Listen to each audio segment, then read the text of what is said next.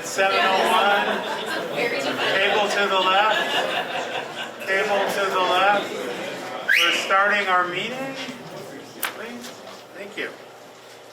Please put your cell phones on vibrate. This is the April 13th meeting of the Bonner Milltown Community Council. We will start with a roll call. I'm Rick Hall and I'm the chair. Emily Herndon, secretary. Corin James, treasurer. Jane Kipp, vice chair. Jessica Gledke, alternate. John Wilkie, member. Anyone online? I think that covered everybody. didn't it? Okay, well, we have a quorum and we don't have room to promote it. No, we're full. We're full. All right, first thing on the agenda is approval of the agenda. Sitting in our hands, we have a motion to approve. We can't hear you. Oh, okay. Next, first thing on the item, on the agenda is approval of the agenda. So we need a motion You to, did. I'll move. John Wilkie. John moved, seconded by Jane Kipp. Jane. All in favor of approving the agenda? Aye. Anybody opposed? Okay, next item on the agenda. We don't have microphones, so I'll do my best. Is approval of our last minutes from March 9th. Jane Kipp, all motion. All motion. Okay, motion by Jane, seconded by Second. John. All in favor of approving the minutes from March 9th as written, say aye. Aye. Anyone opposed? The minutes are approved. Now our favorite thing on the agenda, the Bonner History Tidbit. I know you're out there somewhere. I'm in the back row tonight. There you go. Our topic tonight is going to be change. Okay, Yeah. so For maybe those you of you who should, are new, let me introduce you to the Bonner Milltown History Center. It's located in the Bonner Post Office building. We've been there since 2009. And so every month we're delighted to give a little history tidbit to the council and everybody who's in the room or watching on MCAT. So tonight is change, is our topic. The changes proposed for Bonner reflect an ancient idea from a Greek philosopher from the years 1535 to 475 BC. Nothing stays the same. Everything is always becoming. His famous line, "No man ever steps in the same river twice," feels especially fitting for those of us living at the confluence of the Blackfoot and Clark Fork rivers. Let's go back 50 years ago, 1976. They cannot hear online. Pause, sorry. now that's back on again. Trying to fix it. Yeah, this speaker is muted. Your And mic then is do we need to hit quit? It's up to your, You need to mute your mic, and he needs to unmute his mic. that's it. Yeah. Okay.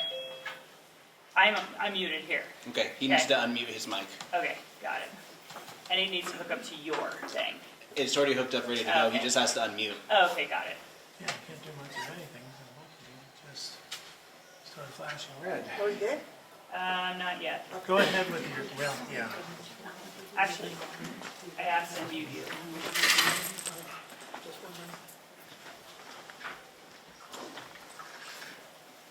So full, so.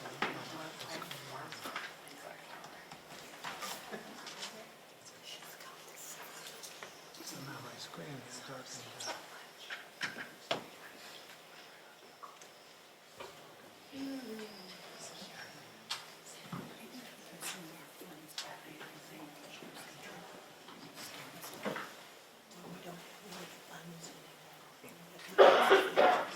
My screen is darkened.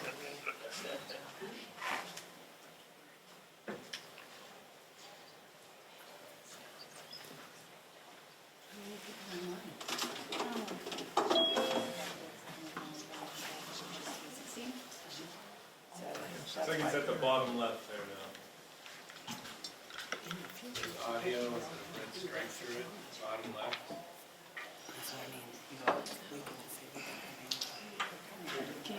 You got it there, Rick? Just click on the unmute at the bottom left-hand corner. Just unmute it. That's Audio. That's not me. That's me.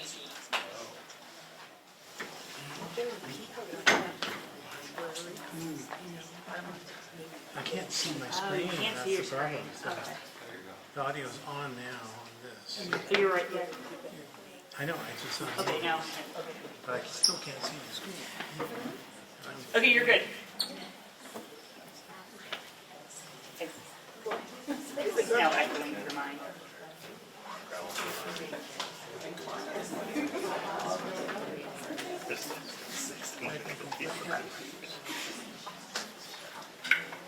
Could you restart up again?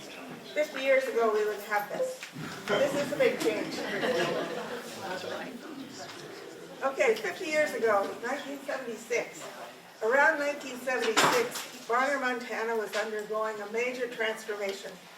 The most dramatic change followed the sale of the Bonner Mill by the Anaconda Company to Champion International. After acquiring the mill in 1972, Champion rapidly expanded operations, constructing one of the largest plywood plants in the country.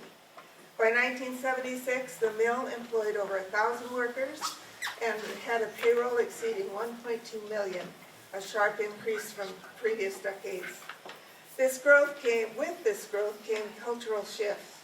Under Champion, decision-making moved out of state, and supervisors no longer needed to live in Bonner. The close-knit company town culture fostered during nearly 75 years of Anaconda ownership began to erode. Company housing and community involvement declined, signaling the end of an era. At the same time, a bicentennial project preserved Bonner's Oh, we're history. good now. In 1975, a teacher named Gladys Peterson led a community effort to produce a grassroots history, the story of Bonner, Montana, dedicated in 1976.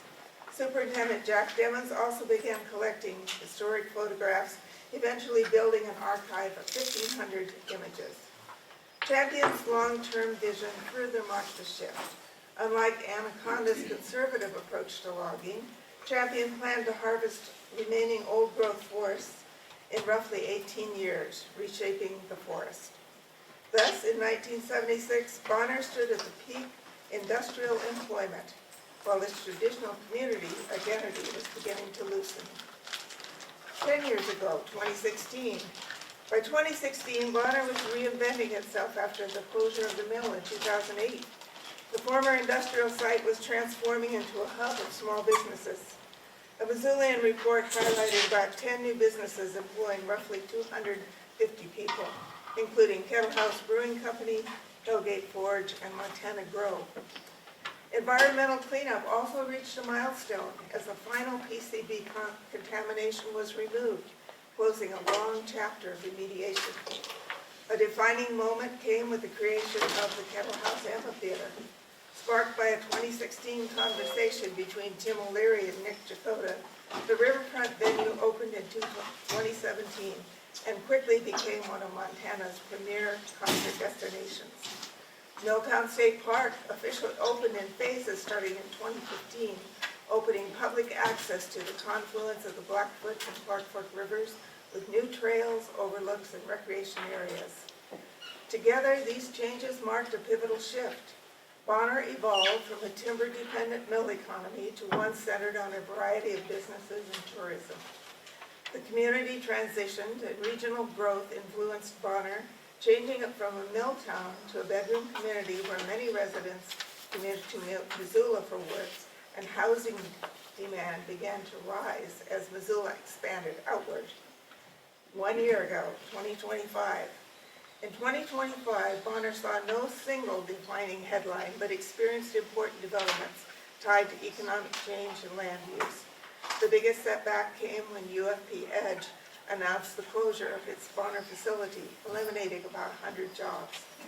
At the same time, the proposed Blackfoot Crossing development aimed to reshape the former West Log Yard. The plan would convert roughly 107 acres of underused industrial land along the Blackfoot River into a mixed-use area with housing, commercial space, light industry, and preserved open land. It would also reduce heavy industrial zoning in favor of neighborhood-scale development and riverfront access. Overall, 2025 reflected a community navigating economic challenges while continuing to redefine its identity, balancing its industrial past with the future centered on livability, recreation, and sustainable growth along the Blackfoot River. So just as in those years, many years BC, nothing stays the same, and no man ever steps in the same river twice. So we'll see where this goes. Thank you. Thank you.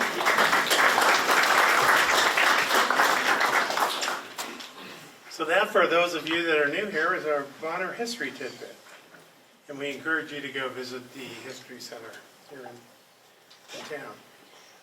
Next item on the agenda is public comment on items not on the agenda. So this would be items that we're not talking about tonight that aren't on this agenda.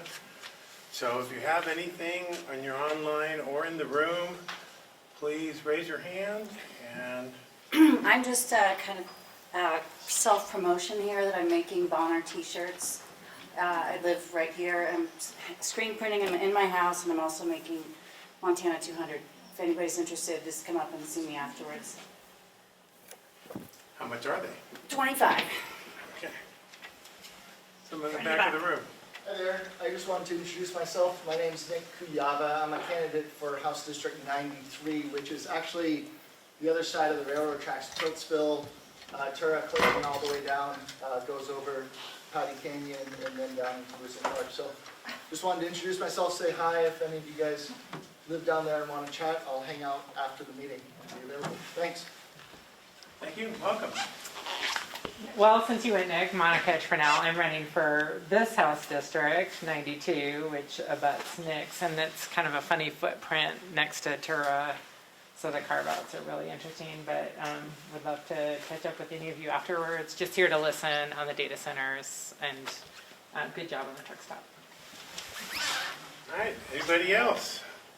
One more hand. Everybody's introducing. Reggie Spalding, I'm also running for 92. So that's Bonner, East Missoula, Rattlesnake, and Potomac, and then up to Sealy Swan. Okay. And I'd like to let everybody know we do have a candidate forum when we have elections upcoming here. So we encourage you to come see us, and there will be many opportunities to talk to candidates and hear what they have to say. Anyone else? Anyone online? Nobody online. Nope. Okay, next would be announcements, of which I don't see we have any. Can I just make one? Sure. It's not on the, I could make it a public comment. We do have 2-3 open seats here, and it is open, so if you go online to somewhere, look, you can literally Google Bonner Milltown It's in Community the- Council, and in it's the in our thing. Oh, good, it's in our thing. We would love to have you, because we do have a couple people rolling off. So, if you'd like to be involved, we'd greatly appreciate your involvement and showing up here. And we have 2 applicants right now. Yeah. So, yep. And this is as full as the board, we've probably seen it in a long time. So we encourage you to join because I want to leave.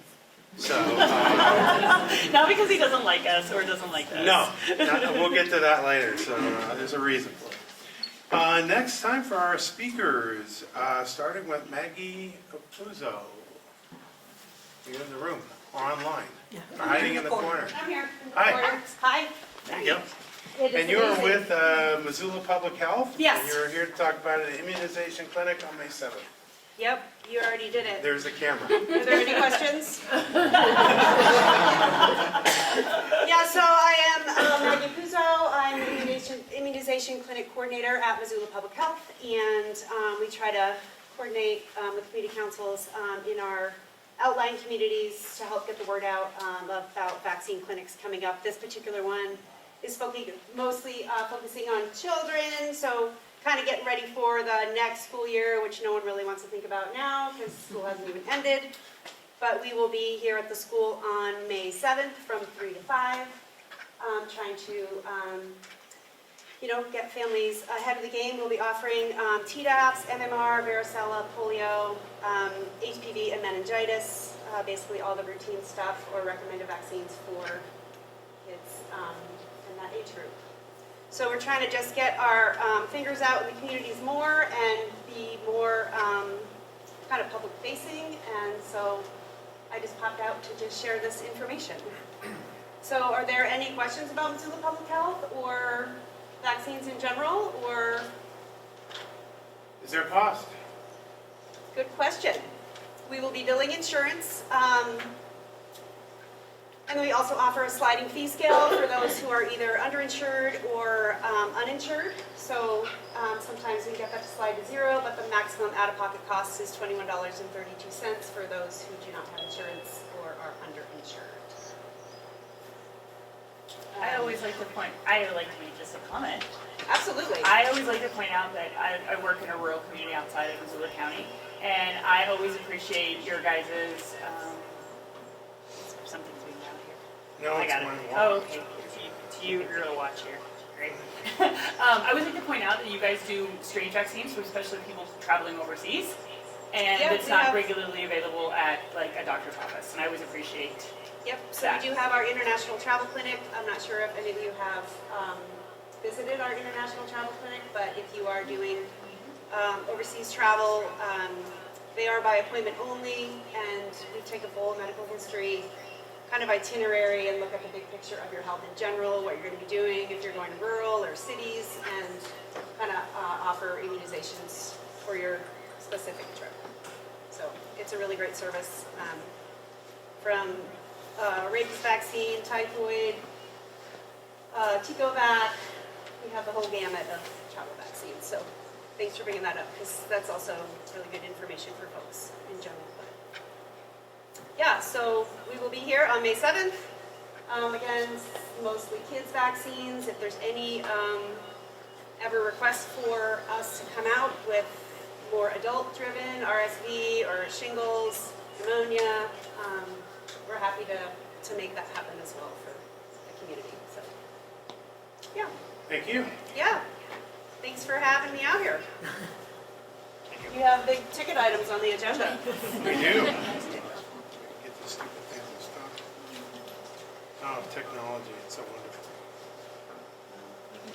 I'll figure it out as I go. Next on the agenda is Karen Hughes and others, so we don't know how many are here from the county, to talk to us about the Bonner Mill AI Center Special Exemption Permit process. And on that comment, I will recuse myself, because that's the reason I'd like to get off this board, is that will be coming before the planning board, which I'm the chairman of. So I will just be out in the audience turning my watch off. So. Thanks, Mr. Chucky. Hi everyone, I'm Karen Hughes. I'm the Director of Planning, Development, and Sustainability for the county, and I'm here with Jenny Dixon, who is a planner in our office, and with Spain Newman, who is our Climate Action Program Manager. And I don't have a presentation. I think most of you know that there's a proposal for an AI data center at the Bonner Mill site. It will go through what's called a special exception process. That is a process to get a special use permit. These data centers are permitted in industrial zones, but if they are within 500 feet of residential areas or residential zoning districts, they are required to go through a special exception through the Missoula Consolidated Land Use Board, which will make a decision on that. And it's a pretty narrow review. Right now, that's scheduled for the beginning of June 3rd, I believe. There is a Missoula County Voice page for that project. As information is available, that's where that will be posted. For the packet of materials that goes to the Consolidated Land Use Board, you find that with the agenda for that board, which there will be a link to that. Similarly, well, that's it. Lots of times folks have questions about the energy requirements or about the special exception review, so that's why Spain and JD are here to help answer questions. I didn't have more of a presentation than that, other than to offer ourselves up to answer questions that folks may have. My one question is, so June 3rd is the place where people can participate?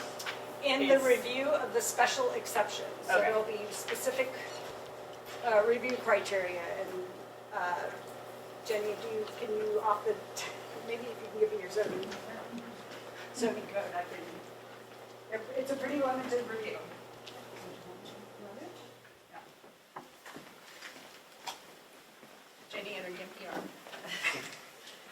Hi, everybody. I'm Jenny, case planner on the data center project. And as Karen said, the review is pretty narrow for a special exception for a data center because data center would be allowed in the heavy industrial.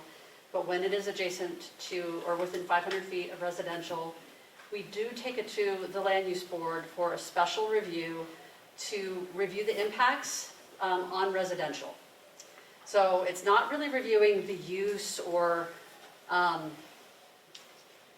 aspects of the use relative to the data center itself, but rather how the data center interfaces with the residential. And we make sure that those residences are well protected by something that potentially could create impacts. Not always, but we've identified crypto mines and data centers as potentially creating impacts for residential. And that was really actually more so prior to the adoption of our regulations in 2022, where before that, we did not have adequate noise regulations or lighting regulations. We have now also enhanced landscaping regulations for uses such as this. So when it goes to the land use board for special exception review, we will be looking at things like access, parking demand, traffic impacts, lighting and noise, as I mentioned, noise and vibration, screening of equipment that they may need to install. And for anyone who has seen the draft site plan that they submitted with their application, they do have some cooling towers, I don't know if you call it construction, but erection of new equipment outside the building. And so we'll make sure that that's adequately screened with landscaping. Now the board can take a look at this plan and decide, no, you need to do more, you need to do better, or it's just not good enough. They have that discretion. That's, unless you have questions, that kind of sums that up. How many residences in the Bonner area do you believe that project would impact? I mean, the 500-foot. Yeah, so it's not really what I think, it's what the regulations say, and the regulations assume that if you are a resident within 500 feet of the property, there is potential for impact. Yeah, but how many houses? I mean, somebody must have taken a ruler and figured out how many houses that affects. I have not. It's an estimation, it's just a general rule that if you're within a certain distance of residential, that there could be a greater impact of having an industrial use like this. And so it's to some extent up to the board to make that determination and to property owners who will receive notice and can provide their feedback and input, or residents.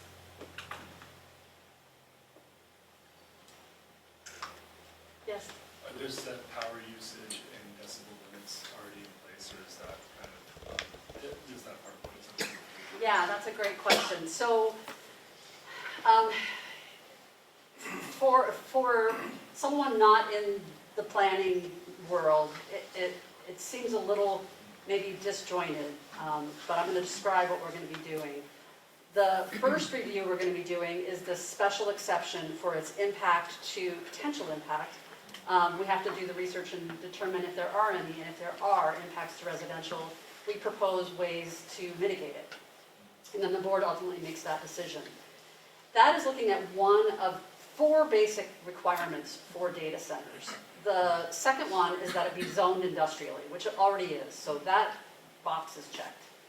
The third is that they contract with a state licensed e-waste recycler in the state of Montana, which there are such entities, and the applicant has indicated their plans to do so. So we would verify that.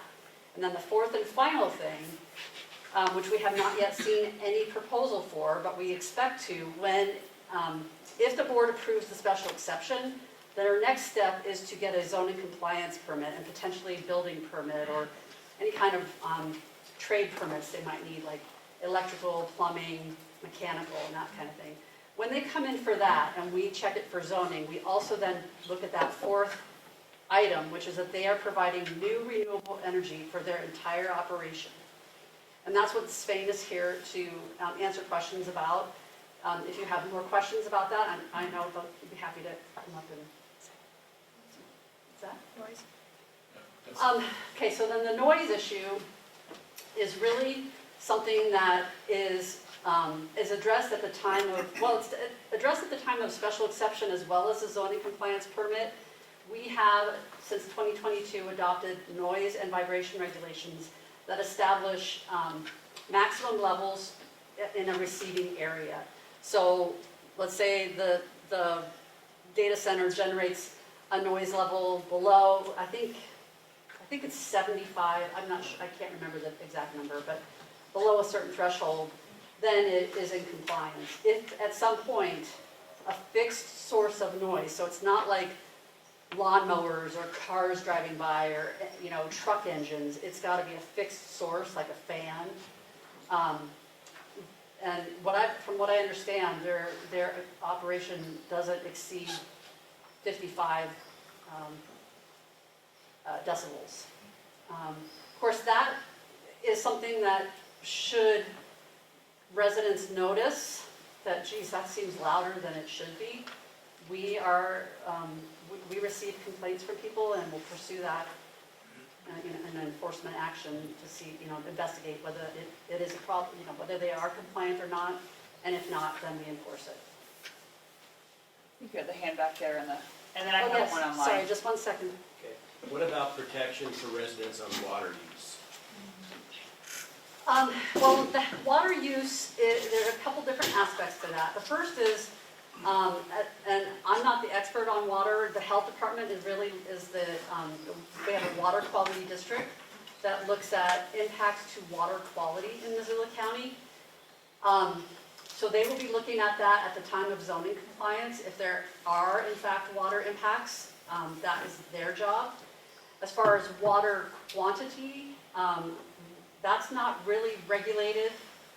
When you think about if anyone here is on a well, you get to use whatever water you need that your well supplies, right?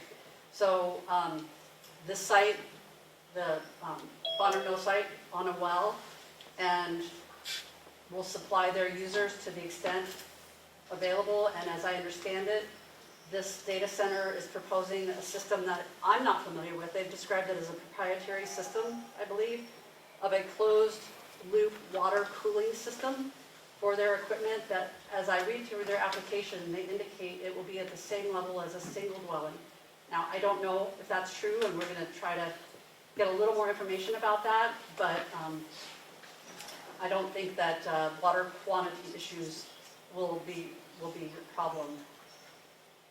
So, or are they going to look at the effect of, what I understand from the previous meeting here in March, there were 500 gallons they want to start off with 1 meg of power, and that was going to take 500 gallons. They'd like to get to 3 megs, and that's going to take 1,500 gallons. So there's questions about how, what time of the year they're going to fill their tanks, how often they're going to need to fill those tanks in that cooling system, and the number of times it needs to be flushed, and how many times they're going to have to refill after those flushes, or what part, how much do they refill? Sorry, go ahead.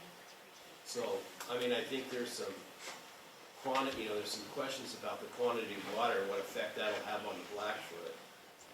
So I think first off, and those are great questions, but I do think that they are better directed probably at the applicant or the KRAMBU data center folks.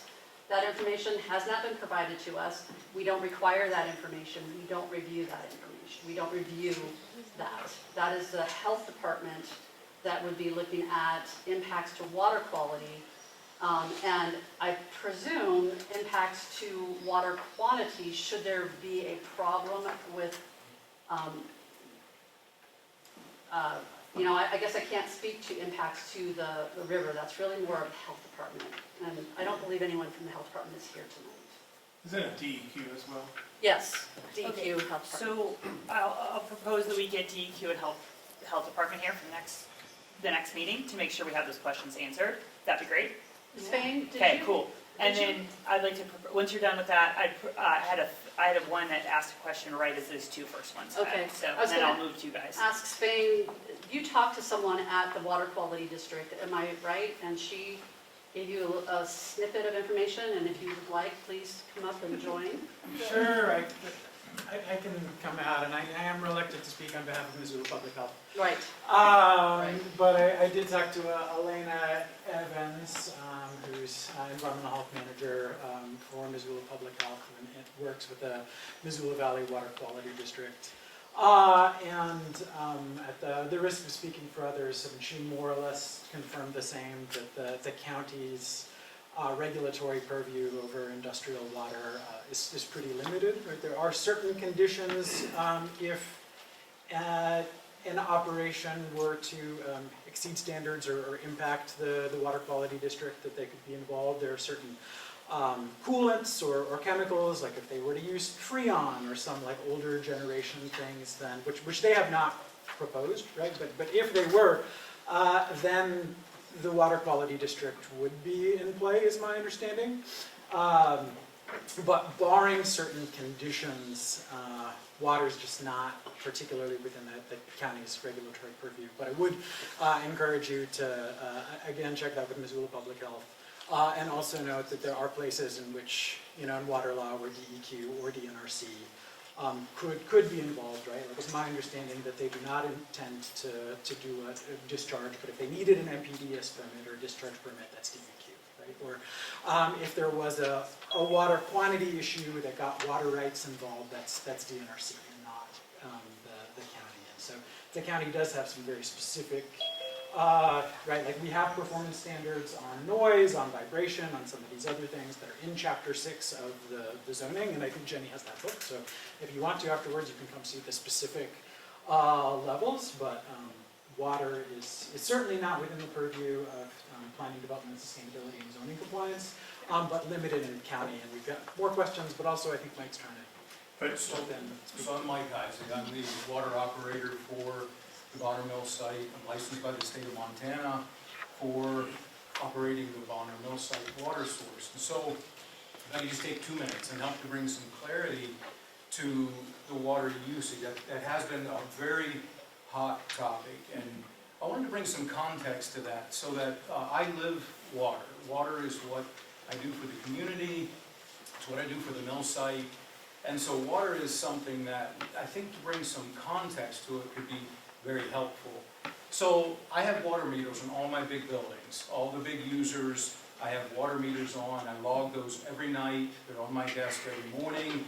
And I keep a very detailed log of per gallon what is used by every building, major building on the site. And so those logs tell me this, and this is something that I think that is, again, a misnomer. DEQ sets the standard for a typical industrial mill site worker at about 12 gallons a day. I don't find that to be the case.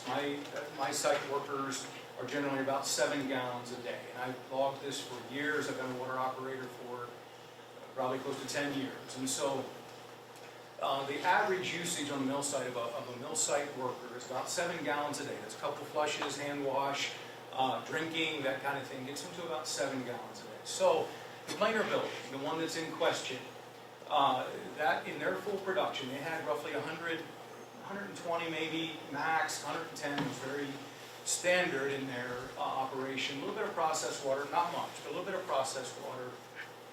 So I was pumping about 800 gallons a day into that building every day for their operation, for their employees and for their process use. So 800 gallons a day times that. Math is something that's part of being a water operator. So 800 gallons a day times 5 days a week, that's 4,000 gallons a week, times that by 4 weeks in a month, that's 16,000 gallons, times 12 months in a year, that's 192,000 gallons a year, and then with a little bit of processed water added into there, you were about 200,000 gallons a year just for that particular building. So, again, just some context. That building could easily house 200 workers, easily. One of my other buildings on site, 200 workers every day. I pump about 12 to 1,600 gallons of water in there every day. So when the data center operator came to me and started talking about it, and he hasn't, it's just in zoning at this time, but started talking about his water usage, those numbers weren't scary to me. At 500 gallon per megawatt usage per megawatt as they build their data center is not a lot of water to me. So I just wanted to bring some context to that, so thank you. And regardless, whatever they do will need to meet state and local requirements for water quality and quantity. So we'll ask DEQ to be here and the health department to be here to ask more of those specific questions, so we can get that. And then I will get to my question here, and then I'll finish with the last questions later, because this one came in as these two gentlemen raised their hands. So if we know we are within the 500 square foot buffer, how should we expect to get notice of that impact and an opportunity comment? So this person, Sarah, thinks she's within 500 feet. How does she get that opportunity to comment?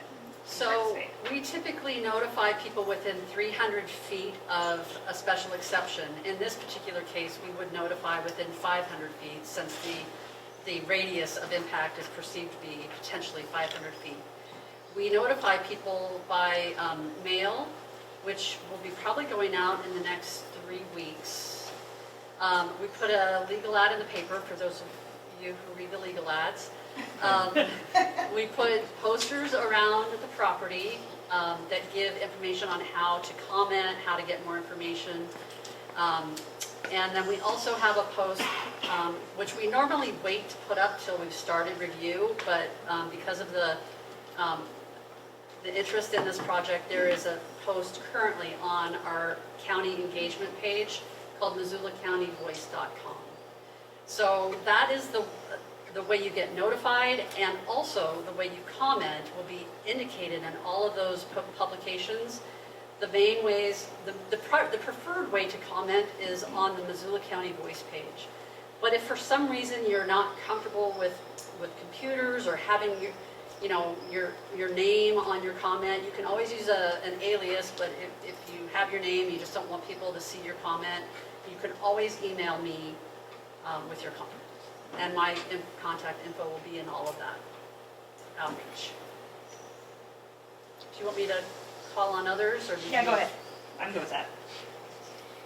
I have a few. I can start with just one though. Is that within 500 feet of the building or the property line? The property line. Just for context, the application that's in, does it state how many megawatts that there, is that for the 3 megawatts? Or is you're saying one? It's been a little while, it's been a few days since I've read it. I've got so much else floating around. I've heard, I've heard that the max that the site can support is 29 right now. I've heard numbers floated around 10 or 3, 5. Yeah. Ultimately, when we care about that number is when they come in for zoning compliance. The megawatt usage is not something that we're going to be really looking at intensely during the special exception review, because the number of megawatts used is probably not going to create any more impact on residences. Between 3 or to 10 is probably negligible. But when it becomes really important is when they have to show that they're using new renewable energy, and we need to know how many megawatts you're going to use, how much you're going to supply. So that will come later. So I don't, yes? Oh, no, just to speak to that briefly. I mean, obviously, that is an important number. That is a number that the county will need to get officially. At this point in time, they have only submitted their special exception application. They've provided some information. They have provided all of the information about the project. And that application, I'm fairly confident, didn't have the megawatts number. Yeah. Again, we will require that information, but I don't think we have it at this time. But Mike, it sounds like 5 is. You think you've heard them indicate 5 as their current idea? Okay. Yeah, and they can, if they want to expand beyond their initial, let's say 5, they would need to come in for a new zoning compliance permit each time they want to use more energy, so that we can re-verify use of new renewable energy. Did you have a question? Yeah, along the lines of the exception permit, you said it's 500 feet from the property boundary, is that correct? Yes. Did the previous business that was located in that facility have to go through the same process? No. Can you explain why? Yes. And also, when you consider that exception, do you factor in there's a school and the All number the of, students the and number of everything. people that these are actual residents on 5 days a week, are they not? Yeah. The kids in the school? So We many will kids? notify the school, certainly. But is it not affected, does it not factor into the equation as well, that it's adjacent to a school? The best that we can do with notification is the public records of who the owners are within 500 feet. There would be no practical way for us. Well, the parents, I think, would want to be included. I guess I would probably leave that to the school to notify their residents, right? Yeah. Which is the same for all other zoning or subdivision actions. We would notify the school, and the extent to which they want to comment or share that information is up to them. And I'll defer to the planners here on what is probably helpful clarification, but let me know if I'm wrong, because I'm not Turner. I have an advisory role in a specific part of the review as it pertains to energy. But that review is not, like, you don't have to live within 500 feet to comment, right? Anyone has the right to comment and be involved.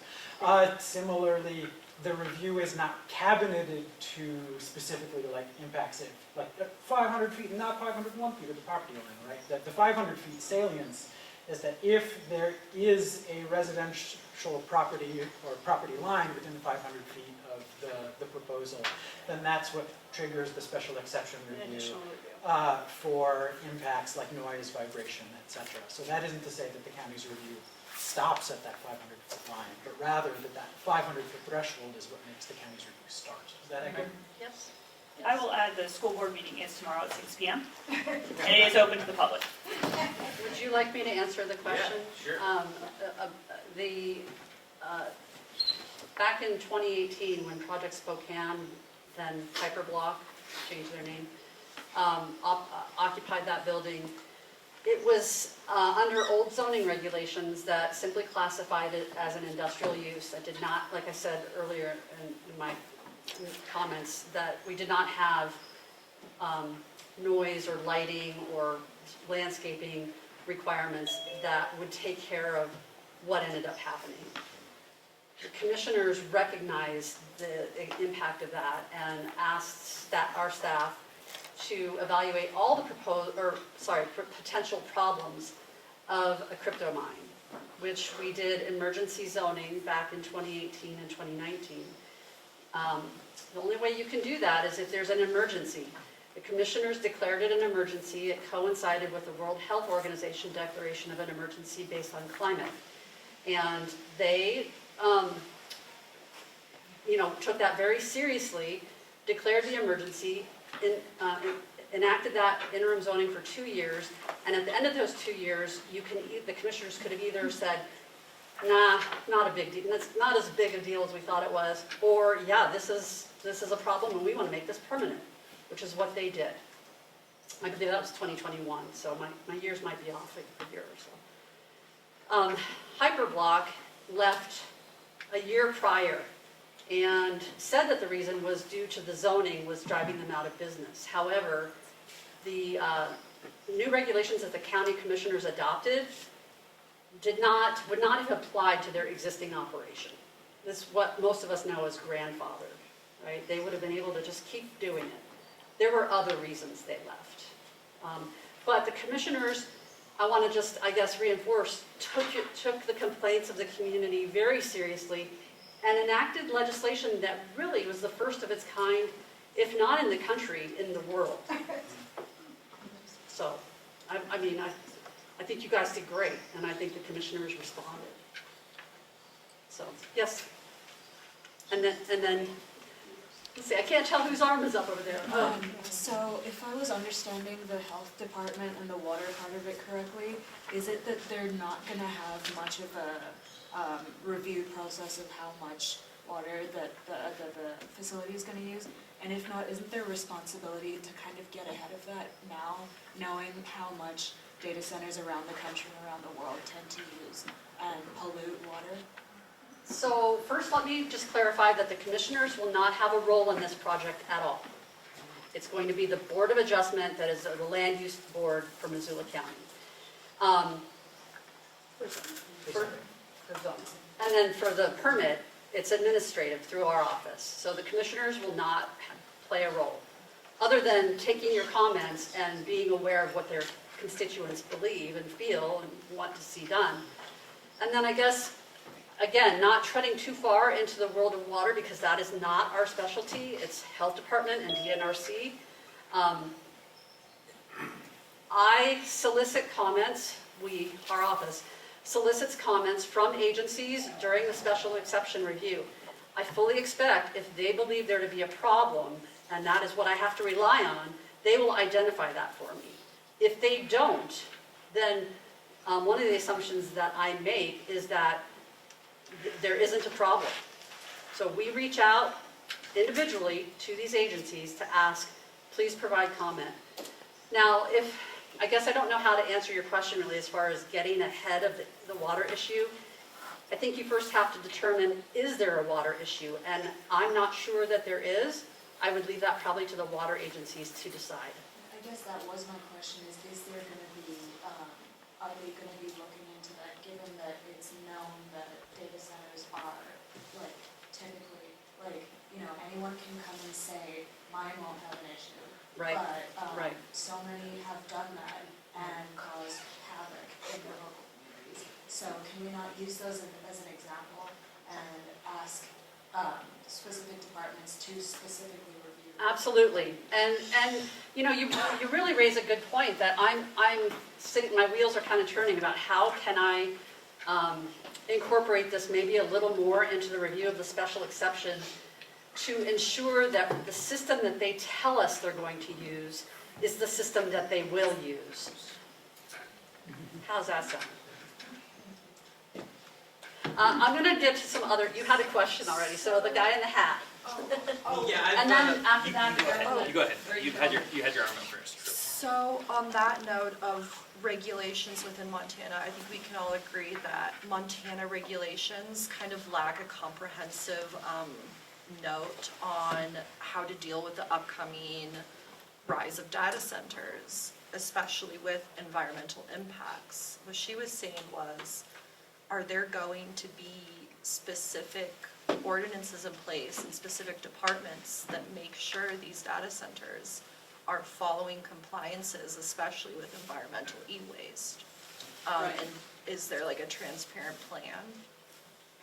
A transparent plan For specifically like the e-waste from the cooling loop system? Well, the e-waste is a contractual agreement between KRAMBU and a recycler that they need to present at time of zoning compliance to show that they will be recycling their electronic waste. So I'm talking about the computer equipment. I don't think it has anything to do with the cooling. Well, who's going to be enforcing it specifically, making sure that they This is follow? zoning compliant, so. That's part of zoning It's part of compliance. zoning. There is one thing to note in this, is that zoning only touches so many things. We may not be able to touch every issue, so bringing in DNRC, DEQ, and Missoula Public Health to talk about water, not every set of regulations is comprehensive enough to deal with every issue. So you're on the right track to do that, because we may have limits in what we can do in zoning. So we'll get DNRC to it. I think We could ask, yeah, perfect. Yes, sir. I'll go ahead real quick. So in the previous Q&A, when asked about resource consumption, we heard that expansion is uncertain. There's been a lot of talk about, we don't know how much energy, how much water is going to be used. But then when asked about what jobs this may bring to the community on the topic of construction jobs, the statement from KRAMBU was that this would be a continuously expanding operation. They would continuously be running a construction, and that would result in construction jobs. So my question, and maybe you don't have the answer, maybe KRAMBU would have to answer this, but which of those statements is accurate? Will it be a continuously expanding operation? And maybe, Mike, maybe you know the answer to that as the fellow bringing them in here. All I can speak to, I'm not a data center, we rent square footage, that's what I do, but my infrastructure there is good for 29, I've heard between 20 and 30 megawatts, Hyperblock built it, we own it to the substation, 20 and 30 megawatts is what, between 20 and 30 megawatts is what the infrastructure is good for.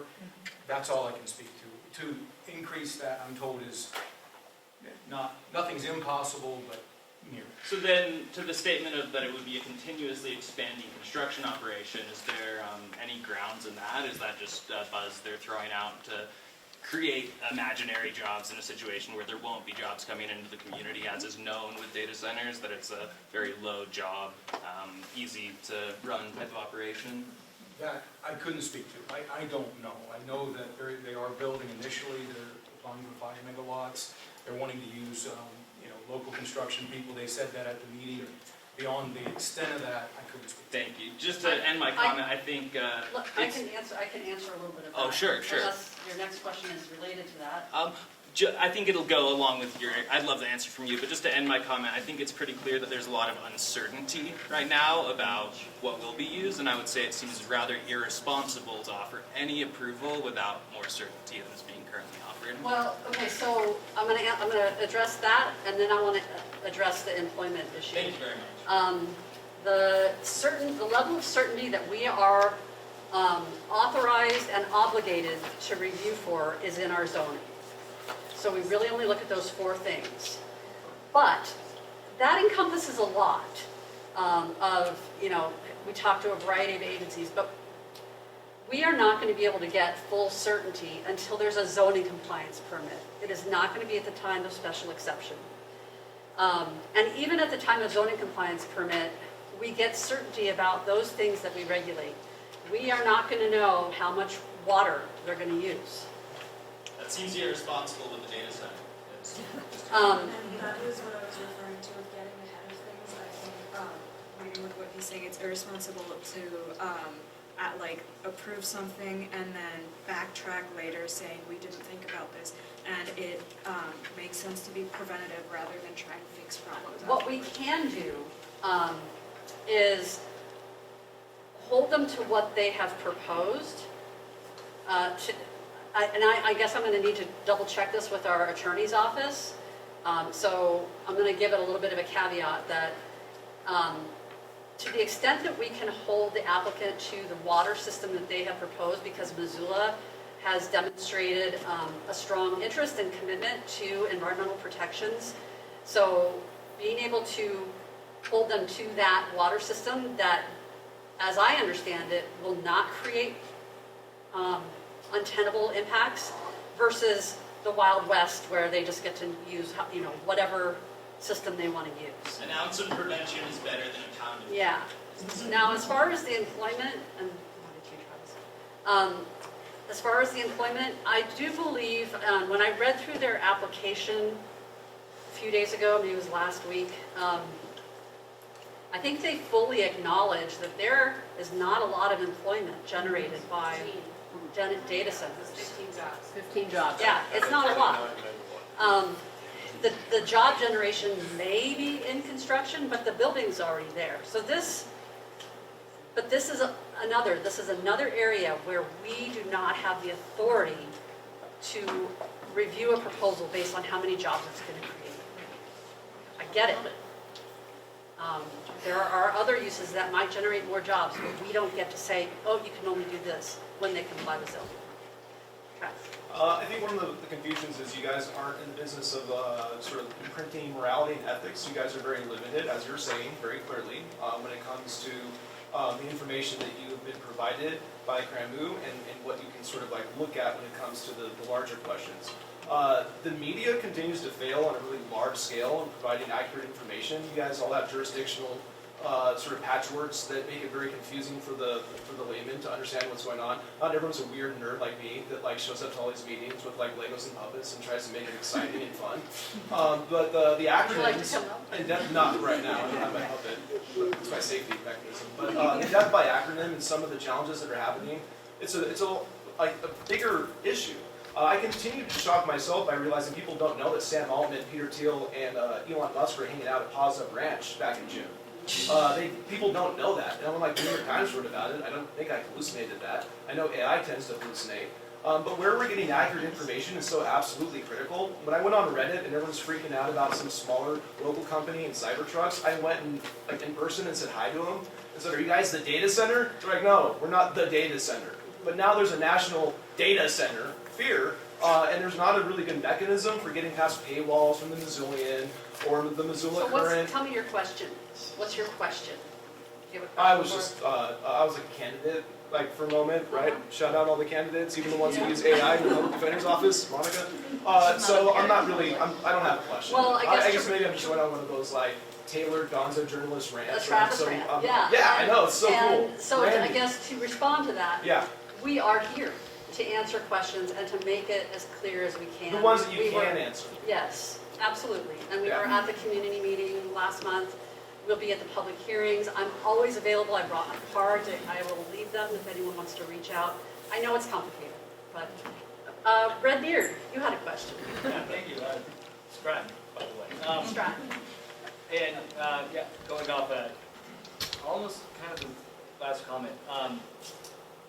My question is, like, first off, I know that you guys as public servants are only limited to your roles within the government.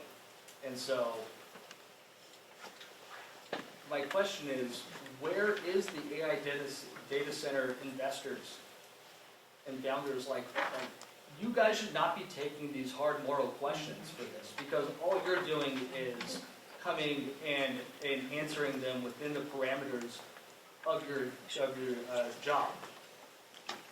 And that's all you can do, because, and so my question is, if it wasn't an AI data center, let's say it was anything else but that, if it met the parameters of everything else, it would be the same application process, right? No. If it was something else that fits in ICL, you would be driving by one day and you'd see a new sign. Okay? So where's the AI data, like, where are these people? Like, because You mean the KRAMBU folks, or? KRAMBU, because I think that, I think like, we we have just- a lot of moral and ethical questions that Yeah. you guys are not able to answer. Sure, And absolutely. I And don't thank want you to for put the heat recognizing on you guys. Right. Because you guys are just here doing your job, and I Sure. really do understand that. Yeah. And so, like, where are they? They should be taking the heat for this. So, thank you so much. And, you know, they at their own initiative last month organized the community meeting. And we both were there to answer questions. But it was really Bonner Development, whatever the companies call, and Mike, what's your company? Bonner Development? Investment, Bonner Properties. It was them and KRAMBU really organized that meeting. I don't know, they certainly don't have any obligation to us to show up again. I think it would behoove them to respond to community questions. Well, that's what I'm saying, is that, like, you guys have an obligation to show up to us as public servants, Sure. and you did. Yeah. And that's what I appreciate. Yeah. And I feel like there's, like, we're putting the heat on the wrong people. Like, where are they? They're the ones Well, that are gonna make the money. And Like, you know, sorry, it's just- I understand, and I'm happy to answer, and we are all happy to answer questions that we can. Yeah. Probably would have been more productive to have invited a wide array of agencies here this evening that could jump in and answer water questions, jump in and answer, you know, all the questions. But you're right, and Like, I want agencies, I want the company that Yes. is investing money and they're gonna make millions of dollars off us while we don't do that's anything. I think I'm sorry, that's best directed at Mike, and maybe ask Mike. We as a community council can invite them, but they also have no obligation to show up either. So, but we can continue to invite, and we will invite them. We wanted to make sure today we got these agencies out here, so to make sure that you guys knew what the process was and knew how to communicate in a way. But we will for sure reach out and see if they would like to attend, and you can direct it there, so. Thank you. But Also- I do really appreciate them, staff, so we know what our rights are as citizens to have these questions. And you guys are great to work with. I mean, I don't perceive it as heat. I mean, I wish I had some better answers, but thank you for. Anyway. I was just gonna say, that meeting is on YouTube in full length, if anybody Yes, wants to go it watch is. it and didn't attend, so that's why. Okay, Black Hat, candidate, and then we'll get back to that back corner. And then I got some online, but we can catch those. Okay. I have a question that maybe you guys will be able to answer, I'm hoping. So, I think everyone who was at the last meeting probably got the same impression of me that nobody there knew anything, excepting yourself. And Spain. In my minor role. So I guess my question is, with regards to like sound and vibration pollution, with all of their proprietary equipment that doesn't exist yet, and they say that it's going to work in a way, so who's in charge of verifying that, like, the information that they're giving before they start developing? We And have how a can you work? process called a zoning compliance permit and final certificate of zoning compliance, where they get approval to do what they want to do. They do all the things to make that happen. If it's in construction or planting trees or whatever it is, when they're all done, they ask us to come back and do a final inspection, and then we will look at all of those things and get that certified. Now, if it changes over time, you know, Missoula still is kind of small, and, you know, we might be up here and like, wow, that's just crazy noise. Or anyone can call us and say, this isn't right, and we will look into that. And it's called a zoning enforcement action. So there's no preventative measure, you just have to trust that what they're saying is true and what happens? Well, we do basically filling out a zoning compliance application is like an affidavit. I mean, you are You're legally obligated to to follow follow what it. you said you do. And But it does rely on the idea that if something changes and things go awry, that we may have to come back and enforce. What consequences do they face if they don't, match those proposals? I am not sure if our zoning enforcement policy is currently under review or not, so I might have to use that for Karen. So you know from Tim where we're. Well, usually we try and get them to come into compliance. There is the possibility that there can be fines in our code. So far, that hasn't been implemented, but that is a possibility as well. But they wouldn't be shut down just fine, right? Not normally shut down. Usually, we work with them and they come into compliance. Easy to be profitable enough as an AI company to pay some fines, right? Okay, next questions, please. Engineer?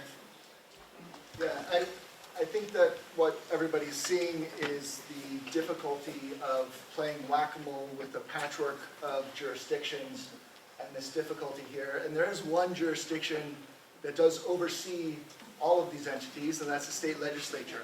So there's a lot of state legislatures that are looking at data centers, they're putting on moratoriums, they're looking at the water. So I would just encourage all of this energy to go towards thinking about your primary candidates and who you're going to elect. Okay, before repeat questioners, can I get some Yes. online? But if there's repeats, we can get them later. Were the noise complaints from the previous Bitcoin mine, and how does that compare to the 75 decibels just mentioned earlier? Mike, do you remember what the decibel of the hyperblock was? So I can speak to that. I lived through that, so barely, but I lived through that. So what happened was, it wasn't so much a noise decibel. We hired Bonner Property, our client didn't want to do anything, frankly. So Bonner Property hired a sound engineer. And he came in, because up next to the building, it wasn't that loud. Right? We would measure the dB level just using our phones, and it wasn't that loud. But it was a frequency issue, because there were, oh shucks, I think it was close to 300 fans on the roof, there were fans in the end walls, there were wind tunnels, it was air-cooled versus water-cooled. So the frequency was what was causing this whine that the sound engineer, Sean Conway, determined. And so Bonner Property paid for all those fans to have the blades changed and change the frequency and solve the problem. So frequency is not measured by decibels for the layperson, and I'm kind of a layperson on this as well. other than I'm noise sensitive. And so I can, I remember that. We intentionally incorporated both decibel regulation and frequency regulation in our new 2022 regs passed by the commissioners. And it wasn't just numbers I just pulled out of the air. I used other reputable communities around the country to come up with regulations that the commissioners ultimately adopted. And so I guess as it relates to what was here before, I have to, I would stake a lot on saying it will never be like it was before. And the levels at which it will be have been deemed acceptable by other communities around the country. Okay, different question online. If the center proves unpopular with the community, what sort of recourse or opportunity do we have to express our dissent against its approval? Number one is Missoula County Voice. Number two is legislative. Yep. Candidates, any other places where people can make comments? I can speak to that. Perfect. Go ahead, Monica, please. So there's also a large load tariff filing that has been made at the Public Service Commission, which all of you can participate in. That was filed last week by Northwestern. And so you can speak with, and maybe the town council could have some interest in getting involved in the commission, or having someone from the PSC come and speak to you about what that large load tariff will look like. So that's something that you are directly affected by, and you can form a small group, you can intervene there, you can be heard there. Totally dysfunctional and open warfare with each other. Yes. We, the people, need to push back, and we can organize and we can say what we want, and this tariff is a public proceeding and an opportunity to be heard exactly on this issue and to change whether these get built, how they get built, who pays, who knows about them, who's affected, follow the money. That's an opportunity, and it's open right now. It's at the PSC, and you can participate. And by tariff, you're not talking about what we know as like tariffs. It's by large load tariff. They made a filing and they said for all data center or large loads, anything between 5 and 50 megawatts, we are trying to figure out how they should be regulated, how they should be handled, who pays, how they're treated, what the communities look like, how the wastewater, all these things you're asking about, they will make decisions about. And so I would encourage the town councils to get involved and individuals to get involved. Okay, another question online. The adjacent homes share a water source with the mill. Under the current guidelines, it specifies, looks at noise, landscaping, light, etc. And am I correct to assume that the shared water usage will be considered will not be considered under the special exemption review? Correct? That's a different one. Again, and Svein clarified this, that water quantity, amount of water used is determined by the water rate for that well. And that is something DNRC would be involved in making sure that more water is not being used than is allowed. Okay. Earlier it was mentioned that if there was future complaints about the issues that raise questions whether they are continuing to be in compliance, what would the inquiry process look like? What mechanisms are available to actually review the conduct and make sure the business is still abiding by the representation in the permit process? I think you followed that up. I think we've answered Okay, that. cool. Okay, you can answer someone else. So there. Someone back here, it's other hand for a while. Okay, we'll get to you second. I'm going to go with this guy and then the young lady with blonde hair. Earlier you stated that the applicants claim to have proprietary technology that they're going to employ, right? As was talked about by one of our questioners, right? Correct? And will you have access to kind of what was questioned earlier, the understanding that proprietary technology, and can you fully do your job with that technology withheld? That's a great question, because as I want to be responsive. You guys are making me think about some great things as I approach the project, and how to kind of hold them to some things that aren't in our zoning but could potentially have an impact that we might need to mitigate. But in the absence of information, it will be tricky.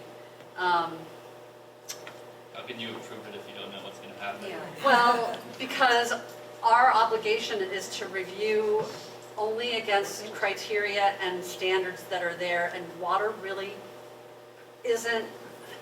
But you don't know this technology only is relevant to water. It could, for turn into other aspects of their application. Well, and that's where I'm going to rely on agencies to maybe, What agencies? gosh, there's a list of about 80 or 90 that we send out to. I mean, but primarily probably water quality. But yeah, I'm going to have to do a little more thinking and research on that. So I don't know that I have a definitive answer yet. Yeah. Thank you. You don't know what to research. The long, beautiful hair up back there. So AI centers are now being labeled as heat islands. Yes. The surrounding environment has been, they're increasing the local land surface, in some cases up to 16 degrees Fahrenheit. And you can feel it up to 6 miles away.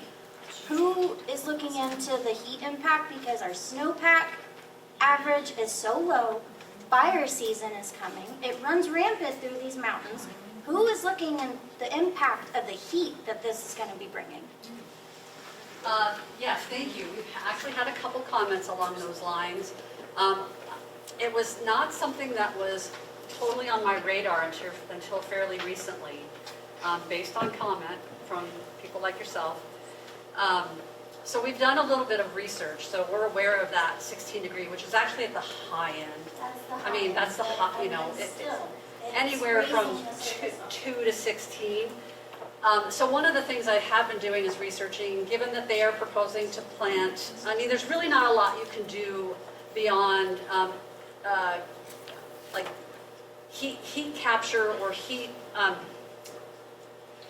island mitigation through, let's say, tree plantings, or heat capture through, what's the, were they going to do like maybe a hydroponic?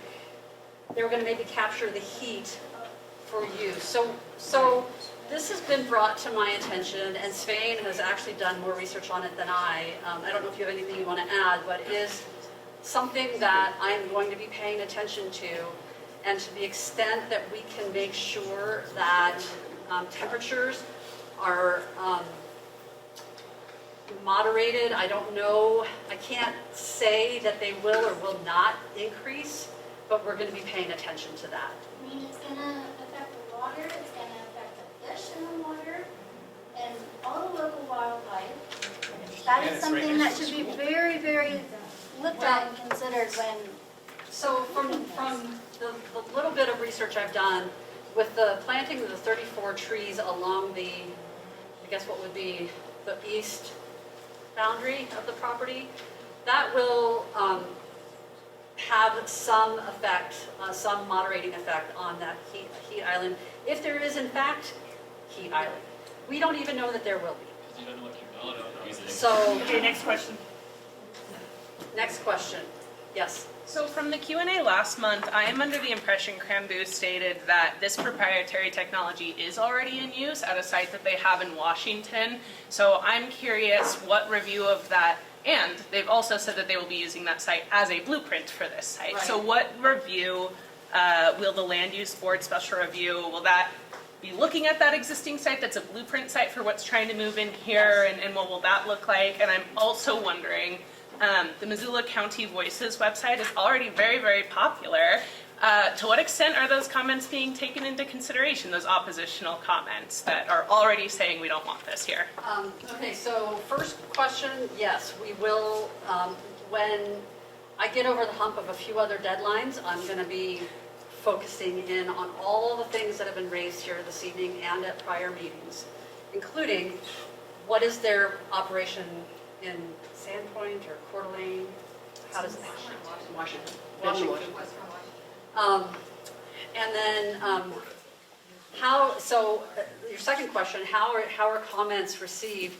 The commissioners are given all the comments on Missoula County Voice. Will go to the commissioners for, you know, just so, like I said, so that they can stay in touch with their constituents. And then also will be made available to the Land Use Board as part of the special exception review. Every single comment that I receive directly or through Missoula County Voice goes to the board. Not only that, but I take them all, I summarize them so that the board, if they and their, you know, they have a lot going on and cannot always read every comment. So I also summarize the main points so that they know what issues are being raised. Is public opinion one of the review topics for the board? No, but we look at all those comments. The case planner on any project looks at all those comments and identifies the items raised and whether or not they coincide with the review criteria and takes those comments into account when we're doing the review. Yes, you. Thank you. With the hard Sorry, nearsighted. I also we all live so close.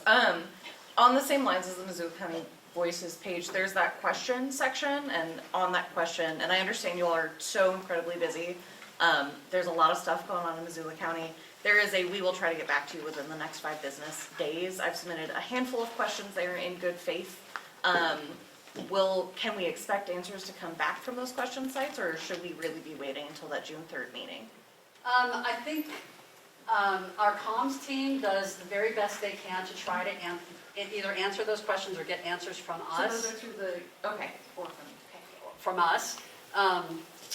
But as you said, I mean, I'm not able to keep up with everything. I do the best I can, and like I said, I almost would rather answer a question by phone call than try to imagine what you're really asking and craft a response that, rather than that back and forth. So I am not at all going to discourage you from calling me. I'm going to give you my card, call me. I would say more so than an answer on Missoula County Voice, call me or go to the hearing on the 3rd. I will also, sorry, if I can just jump on that too. And then Please. I will commit to talking with the comms folks tomorrow about that. They do forward questions to us, and we have provided answers to the questions that have come to us. And if that's broken down somewhere in the process, I apologize for that. and again, I know yeah, you're busy. yeah. But I'll follow up with the comms team to try and make sure we get that answer. Gentlemen's been ready for a while. Yes. Sorry, 2 quick ones. To my understanding, and so I just wanted to double check this is accurate, if the proposed platform, KRAMBU's proposed platform for the data center is the NVIDIA HGX. Does that sound familiar to you? I doubt Mike even knows. I don't know. And then my second question then is that within the realm of responsibility that you 3 have, power, control. She's the one with power. So really the one of you. In this very limited scope, do you have power to in any of your control, or do you foresee any ways in which this project can be completely stopped? I'm not trying to find those, so I'm not thinking about ways to stop it. I always think of in terms of if somebody wants to do something, my job is to help them do it if they meet the regulations. If they don't, then my job is to not, right? So, I mean, ultimately it's, can they meet the regulations? And this added layer of review as a special exception gives a lot more room for addressing things, the issues that you've brought up this evening. The water, the heat island, all those things. I have a different question online from a person who hasn't asked a question. Is heat distribution something being scrutinized for the special exception, or is it the main zoning approved if the exception is approved? It would have to be through the special exception, because it is Okay. not part of zoning compliance. Okay, thank you. Yes. So, hypothetically, if they don't meet their proposal and are unable to amend, to meet it, what consequences can they face in that case? If they don't comply? If they don't comply. They don't get a permit, they can't develop they can't put the thing in. Well, But from you're my saying after understanding, they- After they're that? developing it first, Yeah. right, and then you're able to scrutinize. I mean, I think we've answered this. We have an enforcement process. So maybe fines. Is that the answer? Fines and what we call voluntary compliance to get them to come into First of all, compliance. get them to come into compliance, and then. And if they don't, then They it's can fine. either be shut down or fined or some combination of things. What do those fines look like? I do not have the zoning code with me. Okay, can I have like some final questions that aren't related to the other questions? And then you guys can reach out for them directly. But I know, I appreciate that there's so many people here, and that means they don't have to answer as many questions from us, but I also do, I see some circling, so thank you. I appreciate everyone here. Do you want me to just keep calling on folks? Yeah, go ahead. Okay, did you have a question? Yeah, I was just gonna ask, if your office denies the special exemption request, what would be their next step? We are not in a position of approval or denial of the special exception, but that's probably semantics. Just being clear, we make a recommendation to the board that Rick is on, that he wants to be, the board is the one that makes the final decision. So if the board does not approve it, then it doesn't move forward at all. When does the board vote on it? Do we have The plan, the way it typically goes is they vote the night of the hearing, and that would be June 3rd. But it depends on public comment. It does. Everybody gets 3 minutes. Right, and so, we will try to get everyone's comments done. If we cannot, we will do it in another time. so it can be, as Rick's describing, delayed to a later date where they would continue taking public comment and then make a decision, yay or nay. Right? Yes, Gary? So I just have something to say about Monica's statement about, is Monica still here?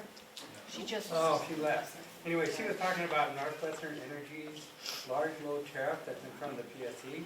It's really a good idea to provide your input to the PSC on that. However, this data center, as I understand it, was getting its power not from Northwestern. The reason for the large tariff exemption, or large tariff, what's it called? Large load tariff. Large load tariff is to make sure that other Northwestern customers don't pay for the data center's energy. That's the reason for the large load tariff. But this data center, as I understand it, would not be getting its power from Northwestern. So it's good to get in touch with PSC, but don't expect that to influence what happens here. Gary, do you know where they're getting their power? They don't. I don't even think they know yet. Question, comments?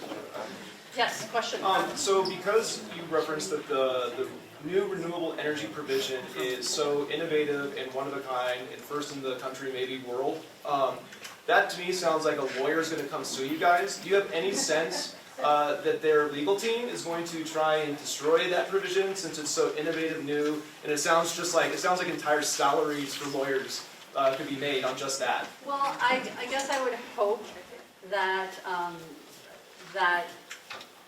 Cutthroat business proprietary people don't have a powerful legal team to destroy meager provisions. I would hope, what I was gonna say is, I would hope that our legal advisors in the county, and commission action based on that advice is based on sound legal advice. The water company was so much more expensive than we were told. So I would just, as a cautionary historic warning when it comes to lawyers and how much, like, that's where the money that they go, it goes up there really high. And I don't have any of that money. Well, we adopted that zoning through a 2.5-year process. I would find it difficult to believe that there would be a way to repeal it based on the ideas you're talking about. Okay, let's make that question here, and I got one more here in line, and then I think we can make more comments later at a different date, which we can. Did you say do an online question? Go ahead. Oh, okay. Reggie's back there. Yeah, so I just want to sort of reiterate what Nick said, is that all of this leads to the fact that we need some sort of state regulations on some state legislation that regulates the water and the power and the heat islands and everything about data centers, because it just isn't all there. And Missoula County's better than all the other counties, you know, but still Missoula County doesn't even have everything in there that they need. So, I mean, that's the thing that we need to do, is all get together and figure out exactly what we need to regulate. So I'm gonna tell you a little story. Yeah. Pretty quick, I promise. County adopted zoning relative to cryptocurrency mining in 2021. The next legislature, they decided to change the rules. I don't believe it was trying to follow what Missoula was doing. They never went to it. think they were looking at something different. Just so you know. Okay, different question, please? I would love to just, follow up on all of those things. I'm Ben Catton, I work with Montana Environmental Information Center, and we're in the legislature all the time. We've been having public education panel discussions around the state about data center development, and tying kind of all these things together. The press releases are not policy, the sales pitches are not contracts. You guys are all saying the same things. Transparency is what you need. A lot of these companies are saying they pledge to do things, but then they're in there lobbying for, like in the Washington Senate or legislature right now, they just tanked a bill that had all the things that all of the, Microsoft and Amazon that are based in Washington saying, we want to do this, we want to bring our own energy, etc., but they're killing those bills. So I think that what you're hearing from candidates in this room is important, but it's also really important to recognize that the next legislative session is a full year away, and this thing is happening a lot faster than that. So where the rubber meets the road right now is in this community, and I'm sorry to put Mike in the hot seat, but it's right there, right? I mean, it's where the contracts are going to happen, and you need to be going to KRAMBU, you need to be trying as a community to have a community benefit agreement, you need to be talking with Mike and say, what can you put in your lease terms to guarantee that we are protected? And I feel bad throwing you under the bus, Mike, but that's where the rubber meets the road, and that's... That reminds me, to answer Travis, your question, we used standards, while it may be the first of the kind for local government, the standards for new renewable energy are standard practice for Google, Walmart, Amazon, Microsoft. That is standard practice, and that's where we actually got the idea, and that has held up over a long period of time. Can you address how the zoning board of adjustment works, how it's their quasi-judicial decision, and what the recourse is if it doesn't go the way they So the Consolidated Land Use Board serves in several roles. In this case, they'll serve as a board of adjustment. So they are the final decision-making body when it comes to a special exception. They also review things like variances and appeals on zoning actions.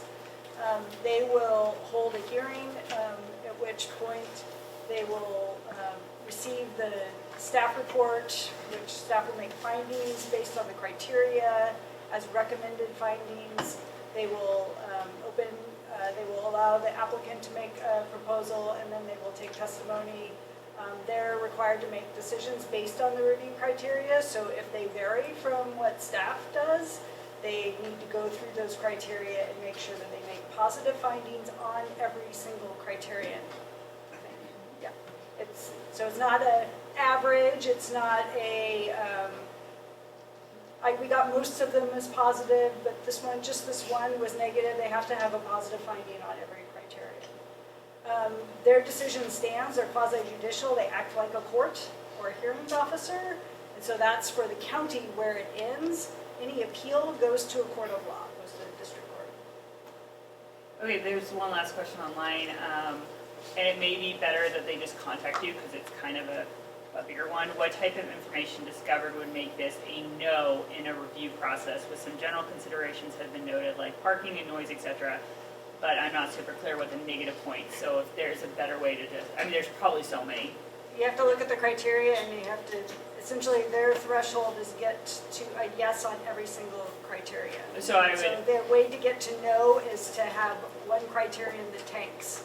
One various mistakes. So a person online, I would have you reach out to Karen to see what those kind of criteria or Jenny. And Jenny to see what those criteria are specifically. They could probably give you an entire document that is a large reading material. Okay. More meeting to go? Yes. You have not asked a question, right? Yes. She has not asked a question. Go ahead. I just want to verify that this next meeting, or the big meeting, is Wednesday, June 3rd at 3 p.m. It is currently scheduled for that. At 3 p.m. Oh, sorry. No, That's just what I want to verify. I was hearing June 3rd. June 3rd, 6 p.m. 6 p.m. I Now, hope it's not 3. I won't be there. And what is the location? hold on a second, everybody. So what I was going to say is that that is the current schedule. That does not mean something could come up that just throws a wrench in the whole thing and we have to delay it. But if that happens, we'll of course hear about it. Location. Sophie is the Moise's So- room. Sophie Moise room at the county courthouse, first floor. Okay. And online. And online, thank you. Have you asked a question yet? Yes. Okay, can we have you ask them privately, and then we can keep this moving, because we have one other hot I have a topic. question for Mike, but I Yeah, kind you of. can, yeah, he'll talk to you. Okay, cool. Yeah, we're gonna move on to, I appreciate everything. Thank you.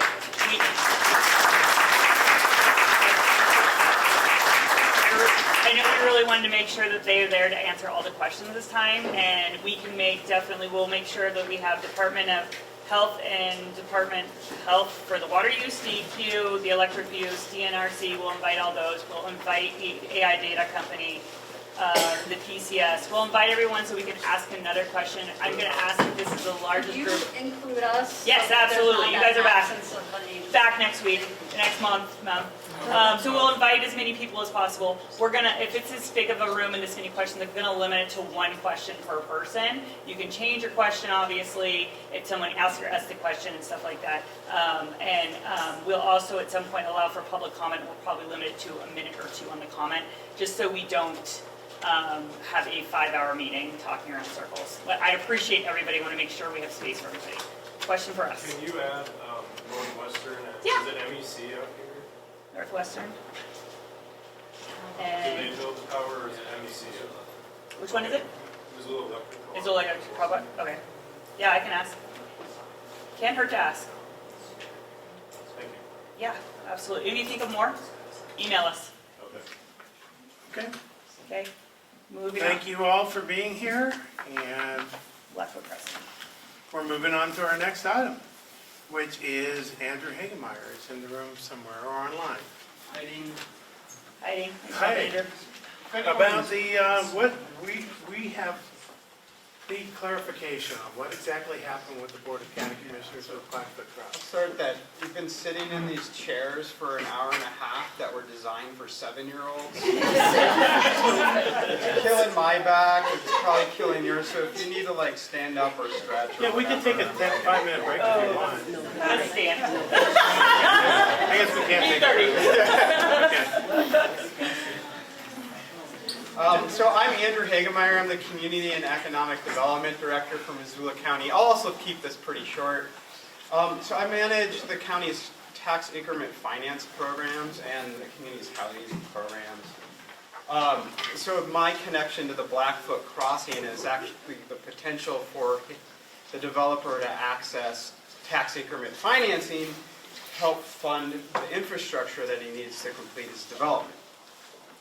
So at this point in time, the county commissioners didn't exactly approve the zoning that he was proposing. They made a small adjustment to about 20 acres and went with what the community suggested and not what the developer suggested. So I think the question was, did that kill the development? And that's why you're perhaps wanting me It to... appeared that they sent him back to find alternate sources of funding for the loan for the TIF or something. So the TIF's still in place. So how it kind of affected the development. So first of all, the developer is still planning to move forward with the project.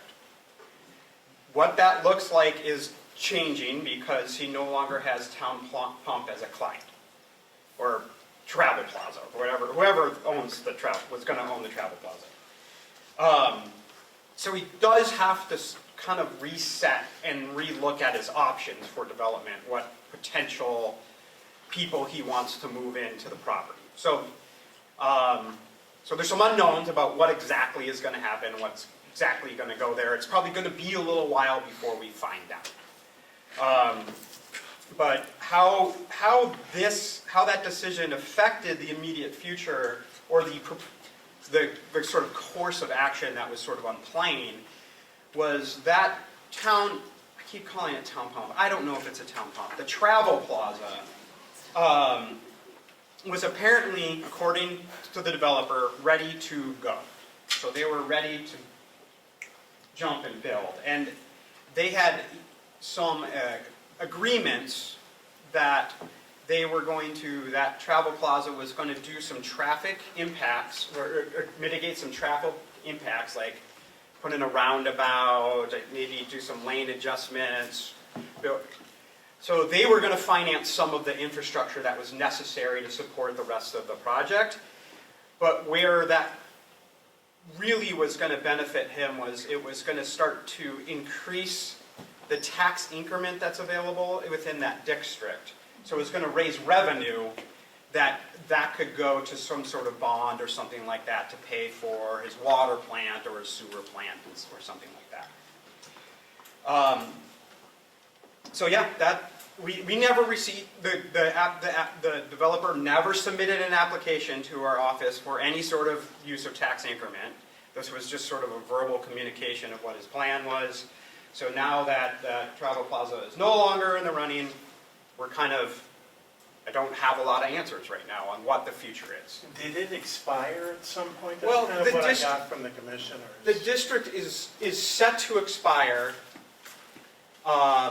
in November of 2029. So in terms of development timeline, that's next week. It's very, very soon that the district is going to expire. So it's possible that the district ends up expiring. And that puts the end to Yeah, then it's no longer an option for him. Is there an application for a quick question? If you take on debt through a bond, doesn't that potentially extend an urban renewal district? Yeah, absolutely, Ted, but there's no money for him to bond, so we have to have the money to bond, right? You wanted some of that sweet, sweet public money to get more of the public money into bond, right? So you wanted to incentivize through TIF, then TED, then bond, then levy. I don't know the dance. Like, slow down a little bit. Yeah. Andrew does. There's no, that district is essentially vacant right now, right? Okay. So it's not generating income. Anything. Right, very low. Not enough to bond. Gotcha. So he needed some development to get in there now, Okay. right? There's nothing else. Yeah, so there's, yeah. Did they not, if I recall correctly, the commissioner said they would entertain possibly ending the current TIF and starting a new one if it would accommodate the situation? Yeah, but that process hasn't started and it would involve the community Right. if it did. Yeah. I heard him repeatedly say there was an application for a quarry. I don't know if that was a negotiating point or whether there is actually an application. I haven't seen anything, and the planning department is telling me no, they haven't seen anything. Okay. Yeah. Lucky they're here. So, any other questions out there about Blackfoot Crossing? The last thing I would say is that if anything does move forward, at least involving the use of tax increment financing, there will be a public process around that. So you all will find out through the Bonner Milltown Community Council what that looks like. So dead on arrival as of right now? Or on life support? Right now, we don't have anything in front of us, so it's kind of, yeah. Got it. Yeah. Thank you. Yeah. I have one comment online. Oh, sure, you bet. And oh, Greg's there. And Jenny is also the staff planner for that project with the planning department too, so she might have updates. Okay, Greg, I can repeat whatever question you have or comment, I think. Can you hear me? Barely. Is that Greg? Yeah. Okay, yeah, sorry. I was just going to say, somebody said the project's dead on arrival. We're definitely trying to make that not be the case. So we continue to work with Andrew and the county and trying to figure out some things, but we have some challenges that we have to resolve as a result of the commissioner's decision. So we're doing our best. Okay. Just a quick update as far as the project review by the commissioners for the zoning, growth policy amendment, the rezoning, and the subdivision, all of which were approved. The zoning was what we call a resolution of intent to adopt it, and so it is not currently rezoned. It is still the industrial, heavy and light industrial zoning. There will be a legal ad in the paper May 9 and 16, advertising a 30-day period during which anybody can comment to the commissioners on that zoning. The zoning was basically at the request of the citizens, so it would surprise me if there was a lot of opposition to it, but you, of course, can comment in opposition or in favor. and that at the end of 60 days after that first publication, they will take action to either adopt that zoning or not adopt it. That will be at a hearing on July 9th at the County Commissioners Thursday afternoon. Okay? Okay, great. So it could stay that zoning that the commissioners approved. Yes, it would be the proposal from the applicant with the change in that corner, the The travel smaller plaza commercial corner to location. NC Right. instead of commercial center. Yeah. Okay, thank you. Any questions while we have people here? Okay, then online? Well, I have Zena right now, so we're good. Nope. Okay, then we'll move on. That's it for our speakers. Next is our bouquet period. For those of you that don't know what that is, it's a chance to recognize people in the community or companies or whatever. And I see Gary, a frequent bouquet giver. This bouquet is for Jenny and Karen and Spain. For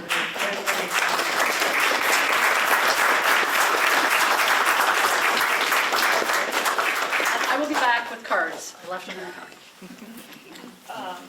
You don't get anything for the bouquet. Just, I'll throw out mine, and it's all to the new community people that showed up for their very first meeting, and being here, I know I appreciate those many community people that actually want to say in what's happening in their community, so thank you for everyone showing up tonight.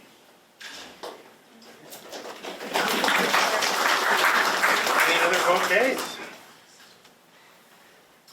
Go ahead. I want to give a bouquet to Mike as well after throwing him under the bus. He led with transparency, invited the guys to the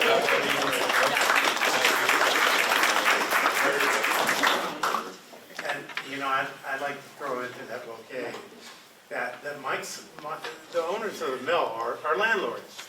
They're just trying to find a tenant. They don't choose who applies to them.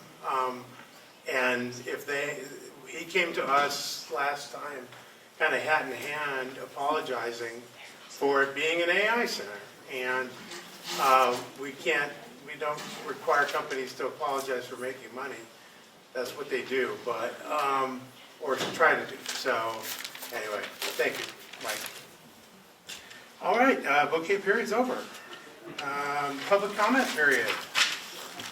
Anyone? Anything else?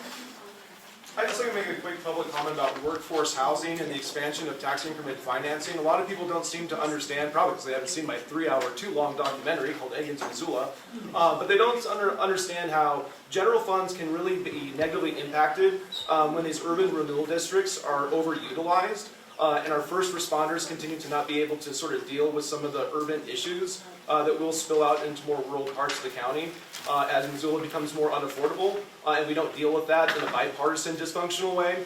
And so I'm a hyper-localist. You can follow my work at Zoomcron. My authenticity is my poverty. I'm poor, and so therefore I'm authentic. Tell people where to find your documentaries. EngensMissoula.com, E-N-G-E-N-S, Missoula.com. Back when Nick Dakota was asking for $16 million in public funding, the impacts of some of the decisions, like even here in Bonner, with, like, for example, Live Nation, when these big, giant behemoths come in, they just want money, money, money. They want to take as much as they can from local communities, and they don't really care about downstream impacts. So whether that's Palantir or Live Nation, that's my sort of rant, my public comment, that we should be more informed. And it's sad that local paid reporters don't necessarily do the best of jobs. And it's behind a paywall. And I'm poor. Did they mention that people should give me money? Thanks. Is there a fee for your documentary? I guess I should ask that. It's free. It's free. No, it's Any free. other public comment over here? My name's Kat Cowley. I live on Highway 200 in Bonner, along with a lot of the other people I recognize in this room. And I just wanted to share a comment on behalf of the Bonner Homes West Homeowners Association. We're kind of the other end of 200. After hearing about the proposed AI data center project at the mill site, we came together as a board to discuss it after the general manager of the building approached us for feedback. We chose to send out an informal ask for feedback from the rest of the neighborhood and received over 30 unique questions, many of which similar questions were asked today. Through the survey, we learned that the folks we represent in our neighborhood had questions about decreased property values, increased utility rates, risks associated with increased power grid load, future expansion of proposed data center, noise, water source and water consumption, environmental impacts, impacts to the Bonner Mill Industrial Park of the vacant building, KRAMBU's prospective clients, lack of follow-up to previously asked questions, and more. In addition to these questions, our neighbors shared numerous concerns about KRAMBU's conduct and quality of the answers in the Q&A session, the environmental and health effects of the data center in such close proximity to homes and a grade school, and overall quality of life for Bonner, Milltown, and West Riverside. As representatives of our neighborhood, we ask that the county, the planners, the commissioners, all of you folks who are doing very hard public work, to seriously consider the concerns shared by our community before approving or disapproving the special exemption permit for the AA data center. So I wanted to wait till the comment period. Thank you.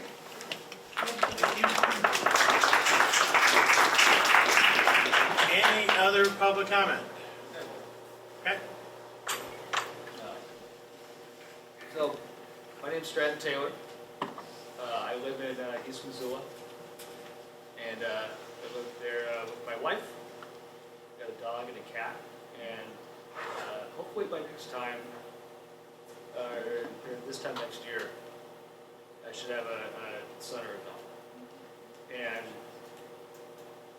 I say that because, to me, that means I'm investing in not only Missoula, but Montana. I live here, I love our community, I love my family, I love everything about this. And what I mean by that is, I think we all do too, and that investment is not only, it's not only just a financial thing. And so while I understand with these investments within these AI data centers, or the Bitcoin mine before that, that we have to really look at what it means to be a community and investment. And it's not always financial, it's moral, it's community building. And so, some questions that I have, and I hope they can be answered with this AI data center, is how can we, who can guarantee the permanence of AI? Because it's a very volatile finance system right now. And then two, and to me this is the most important part, is like, how does it improve the quality of life for us as a community? And I really mean that, like who benefits from that? You know? Like I don't think any of us have stock in AI, right? And so, in short, I just want to always bring it back to the reason I live here, and I want to raise my family here, is that I care about the community, and I know you guys do too. And so, I wish we could just, I hope we can just keep that in mind as we go forward. Thank you.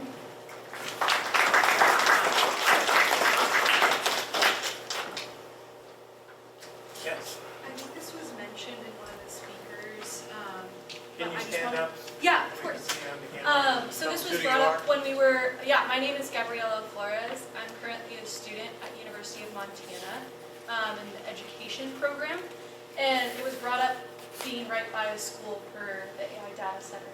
And I think that we really should be focused on that, especially if you have young learners learning or trying to learn, and also teachers who are commuting here, either from Missoula or surrounding communities. So just making sure that as public planners or policy makers, or even as tenant owners or people who are running that we're, aware that this is a school, and also a bouquet that I wanted to throw out that was during the bouquet period, which I know has ended, would be the Bonner School that I'm sure has hosted you before in the past. So that way that we're just being cognizant of that. And so that's just all I wanted to bring up. And then, as a reminder, the school board meeting is tomorrow. tomorrow at 6 p.m. right here, and anybody in the public, regardless of if kids or not, is welcome to attend and make public comment during that. The public comment is only one time. It is at the very beginning of the meeting, so be there 6 p.m. sharp. If you are not in here, they will not let you comment after 6 p.m. So, warning. So somebody has kids. Oh yeah, someone who showed up and they're like, we made sure the public comment ended before you walked in the room. I'm going, no, they did not. They were very nice. Is that a hand for public comment? Yeah, sorry. Is it an extension of the last discussion or public comment? No, sorry, public. Go ahead. But I saw some of this is first. So, I'll go. All right, my name's Jim Grover. I don't live here in Bonner. I live in Missoula. Sorry. I'm very concerned about my neighbors here in Bonner and also how it affects Missoula. With the data center, I'll try to keep it very, very short and brief. We can go very much on and on and on about regulating environmental impact, which if you look at every other data center that currently exists, those regulations have not been followed. And I'm not just saying that, you really can. So environmental impacts, there's no which way about it. It's bad for the environment. That's just a fact. It doesn't benefit you financially. It's just a local citizen. It really doesn't. It's going to fill the pockets of a few people. And even the people whose pockets it fill locally, that's a temporary situation. And this one isn't even for a local Montana company, which most of the time I'm pretty proud Montanan. And we, especially in Missoula, I feel like in the surrounding area, we stick to our guns, we support our people, we support our neighbors, local companies. This is an Australian company. So that makes me pretty mad, that they think that they can step in and that they can strong-arm us, basically, is what I would say. But anyway, going above all of those quandaries, an existential crisis, this, to me, is at its very root an issue of profit over principle. And not only is this data center coming in and doing just the center itself, the physical construction, dangerous for everyone here. And I have a month-and-a-half-old daughter, and that's why I'm here tonight. I'm concerned about her future. And profit over principle. The construction of the building itself is dangerous. What it's doing, who it's serving, what it's storing, that is even far beyond what we're talking about right now. It is an absolute existential crisis from both directions. That is the truth of it. Half of the developers of modern AI, for Anthropic, OpenAI.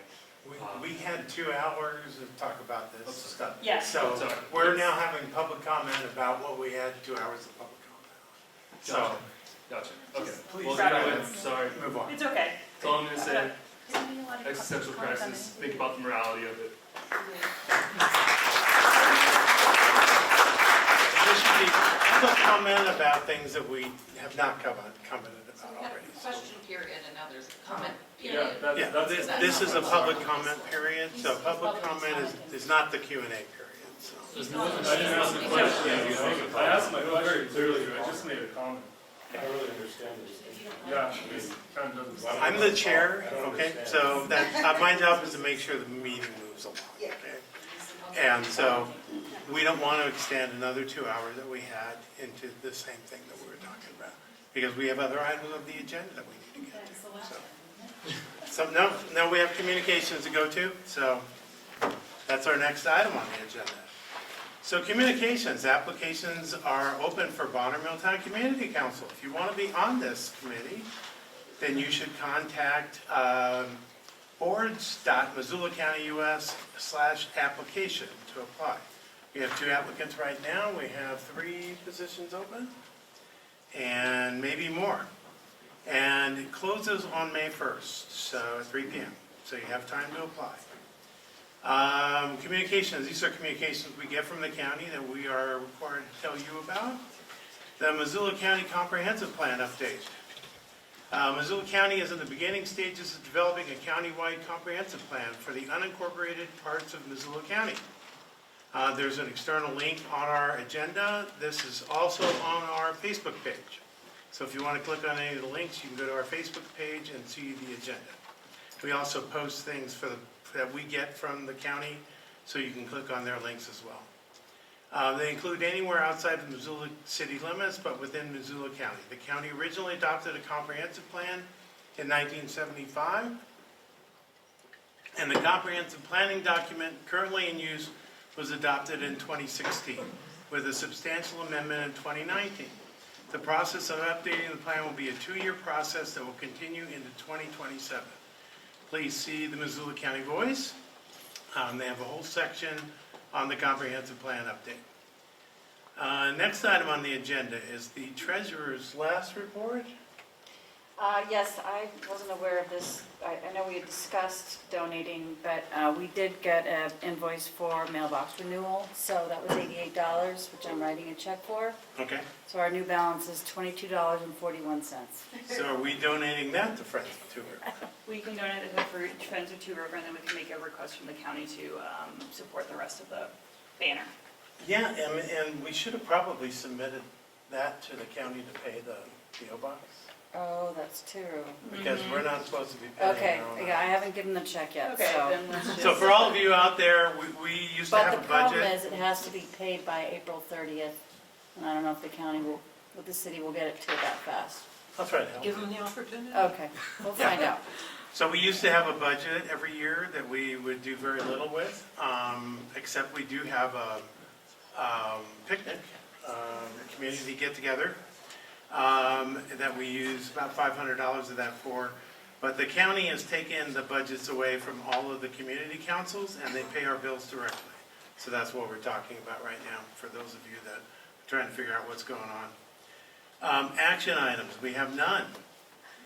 Discussion items, the council will take note of any available updates for the following areas of interest. So these are things that we've had on the agenda for a while and we bring up, and there may or may not be an update on it. There's actually an update on a few of these things. Train quiet zone, that would be Jane. Okay. February the 2nd of this year, the Missoulian published an article about train quiet zones. What had happened is a year or so ago, I went to the county and I asked if they would do a survey countywide to find out whether people were interested in having train quiet zones. They told me, no, absolutely not, they would not do a survey. They turned around and someone from the Rattlesnake asked them to do a survey and they jumped right on it, did a survey, and they wrote this article, and basically what it says is that people want those kind of things done. They want a train quiet zone, particularly at the Madison Street, and they don't want to pay for it. So here is the article, if you would like to. Not behind a paywall, it's in your hand, so I'm sure you just violated some copyright there. I'm probably sorry. But anyway, it is on the Missoulian still, Okay. and so I haven't made any progress in getting a train quiet zone, anything about doing it countywide, asking people's opinion on it, but I think it is still out there. Every time there's an article about train quiet zones, BSNF increases the price of them. I think they don't really want to address the issue, you know, it's something they don't want to do. And so it gets more and more expensive every time. They're the ones who would probably have to implement it. It's not like you can go out for bids and get it done. But anyway. Okay, so the update is the same as we determined, which is everybody wants them and nobody wants to pay for them. And Yeah, we would have to pay. nobody seems to know where the money would come from. Right. Well, the answer is the residents at the train quiet zone. Very probably. And item number 2 is takeaway from the data center meeting. Whoever was there, anyone? I mean, I would say that that's available on, online. Oh yeah, there's a whole Review. video of it? Yep. Okay. On YouTube? It's on YouTube. Okay.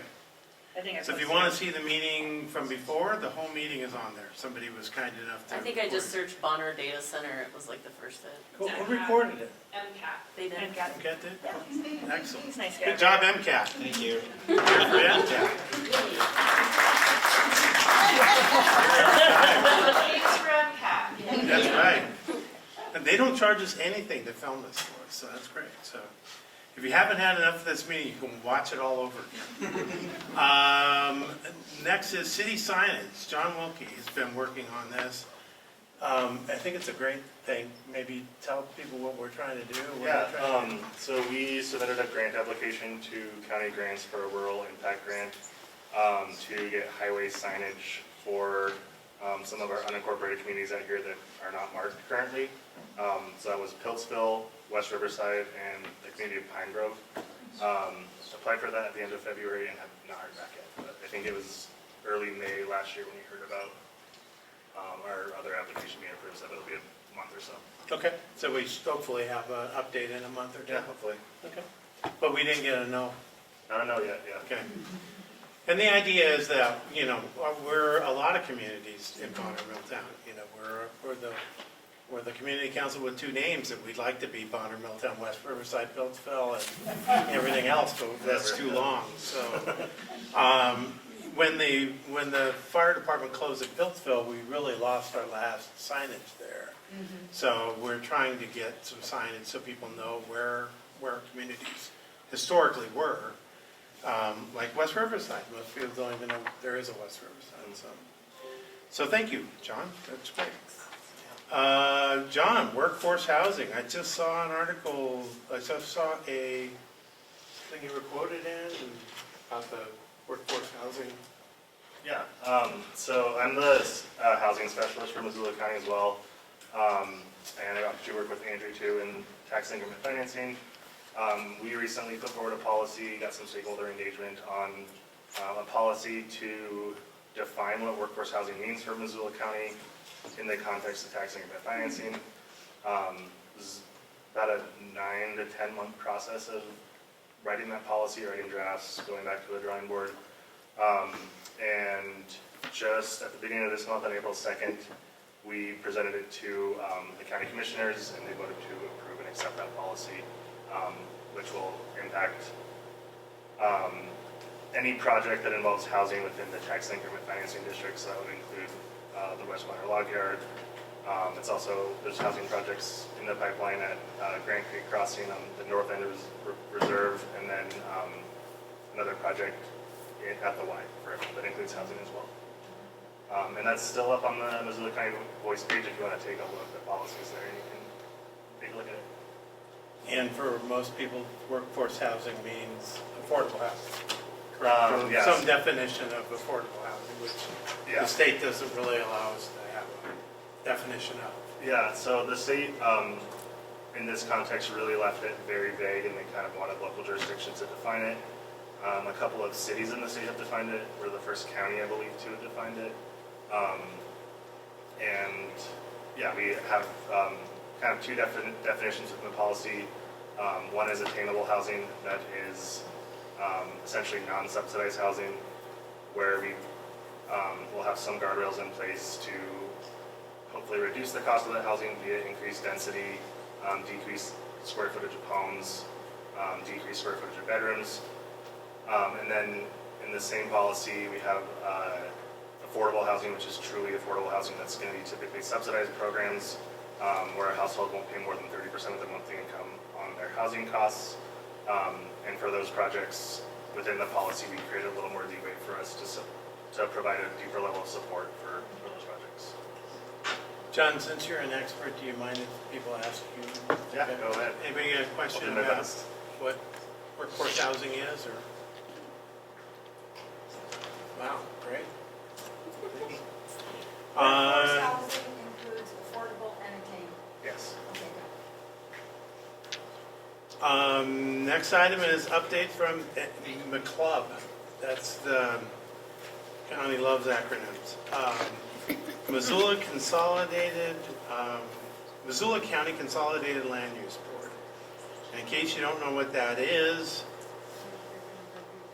about 2 months ago, the state passed laws that made cities of over 7,000 people have their own planning boards. We used to have a consolidated one between Missoula County and Missoula City, which makes sense because we're not that large of a geographic or population area. Now cities have to have their own planning boards, and counties get to go their own way. So the Missoula County Consolidated Land Use Board took the Zoning Board of Adjustment, which used to decide variances and special exemption permits, and combined it with Planning and Zoning, which decides on subdivisions and plats and things like that. And that's the Missoula County Consolidated Land Use Board. By the way, in the city, under the new laws, has very little input on what happens on a piece of property. The way the state works now is if your property is zoned a certain way and you want to use it that way, there's very little public input, well, really no public input. And you get to build what you want to build that meets those legal requirements of that property. Okay, so I kind of gave you a little background on what it is. What came before the Missoula Consolidated Land Use Board was Town Pump is expanding. You might have noticed. We invited them to come talk to us. They said no. We're not sure what they're building. They haven't told us what it is. We're pretty sure it's a bigger casino, maybe a restaurant. We don't know. But they asked for a variance to their signage on Town Pump because the Town Pump, when they originally built it, they put 9 signs, none of which meet the legal requirements for signage. So every single one of the 9 signs that are there now are non-complying signs. I'm sure the one on the big pole is probably way too big and way too high. So our law, our code, allows 5 total signs, 3 on the building, 4 on the building, and 1 in the parking lot, or 3 on the building, 2 in the parking lot, something to that effect. And they want to keep all 9 and move the ones that are on the sidewalk to the building face, because they believe that people cannot figure out which is the door to the casino and which is the door to the Town Pump. I think most people know the difference. But anyway, I've been in a lot of Town Pumps, I can tell. Originally they were approved on one item, and then when we went through, as they pointed out, every one of the requirements to get a variance, there are a total of 7 requirements to get a variance. They didn't meet 5 of the 7 requirements, and some people on the zoning board wanted to approve it. But the last vote was 2 to let them have their variance, 2 against the variance, and everybody else 7 for it. This time it was 7 against it and 2 for it. So they do not get their variances. They can keep the 9 signs that they've got because that variance happened years ago. So the variance only goes away when you decide to change it. Otherwise your variance lives on forever. They can keep those signs, the same signs they've got right now, but if they want to modernize it, they're going to have to meet code, which is drop down some sign numbers and meet all the sign lighting requirements and everything else. So that's the story on that.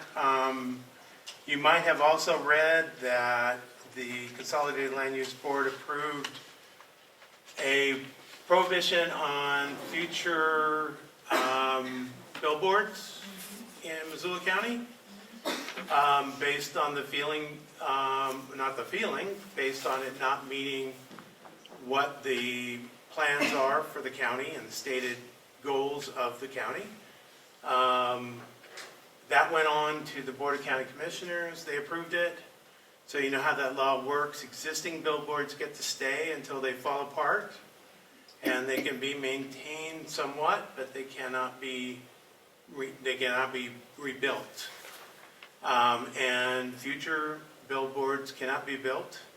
And one of our biggest concerns, we've had a lot of, I wouldn't say concerns, but we're getting a lot of applications for our electronic signs, you know, the big bright lit ones. Some of them are in some pretty strange spots, like one right on the corner of where, this was when I was on the other board, would have been right there as you go over the bridge on Mullen, on Reserve, going towards Mullen. They wanted to put a great big electronic billboard right there as you hit the stop traffic. on the bridge. And we had testimony and evidence that those signs are pretty dangerous. They increase accidents. So those electronic signs won't be happening in this county, so in the future. So they are prohibited. So that's it for that. Okay, I'm gonna make a public comment here. Sure. Okay, because we did allow everyone to ask questions, but we did not allow them to comment during that period. We stopped people from commenting. I would really like, Which period? during the discussion on the AI, we did not allow people to comment. We cut them off and said, please make it a question. So Okay. could I allow them for at least a minute? I can keep a timer so we can keep this along, so you guys can have a say tonight. That'd be good? Okay. Comment on comment. Comment on comment, so comment in the AI. If you have made a comment already, please abstain for this meeting. We can make it for next meeting.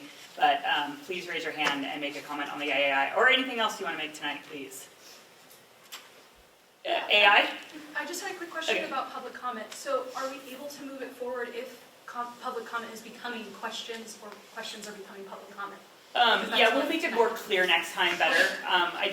We didn't anticipate this to be big. If you make a comment now, it's just gonna go on the record Yeah. for people to see, Yeah. so no one can really answer your Yeah, we questions. can't answer your questions, Yeah. but you can make a comment, so Yeah. yeah.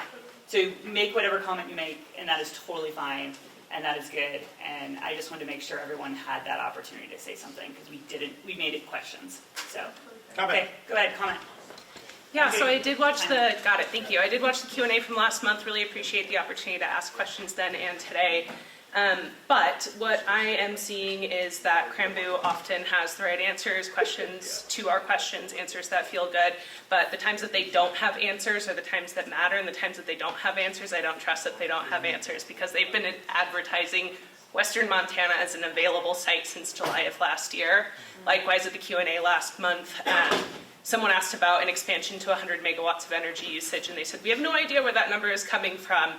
Their website is advertising as a part of a Western Montana expansion pipeline, 100 megawatts. So it's coming from their website. I live here. I'm in the 500-foot radius. I don't want them here. Thank you.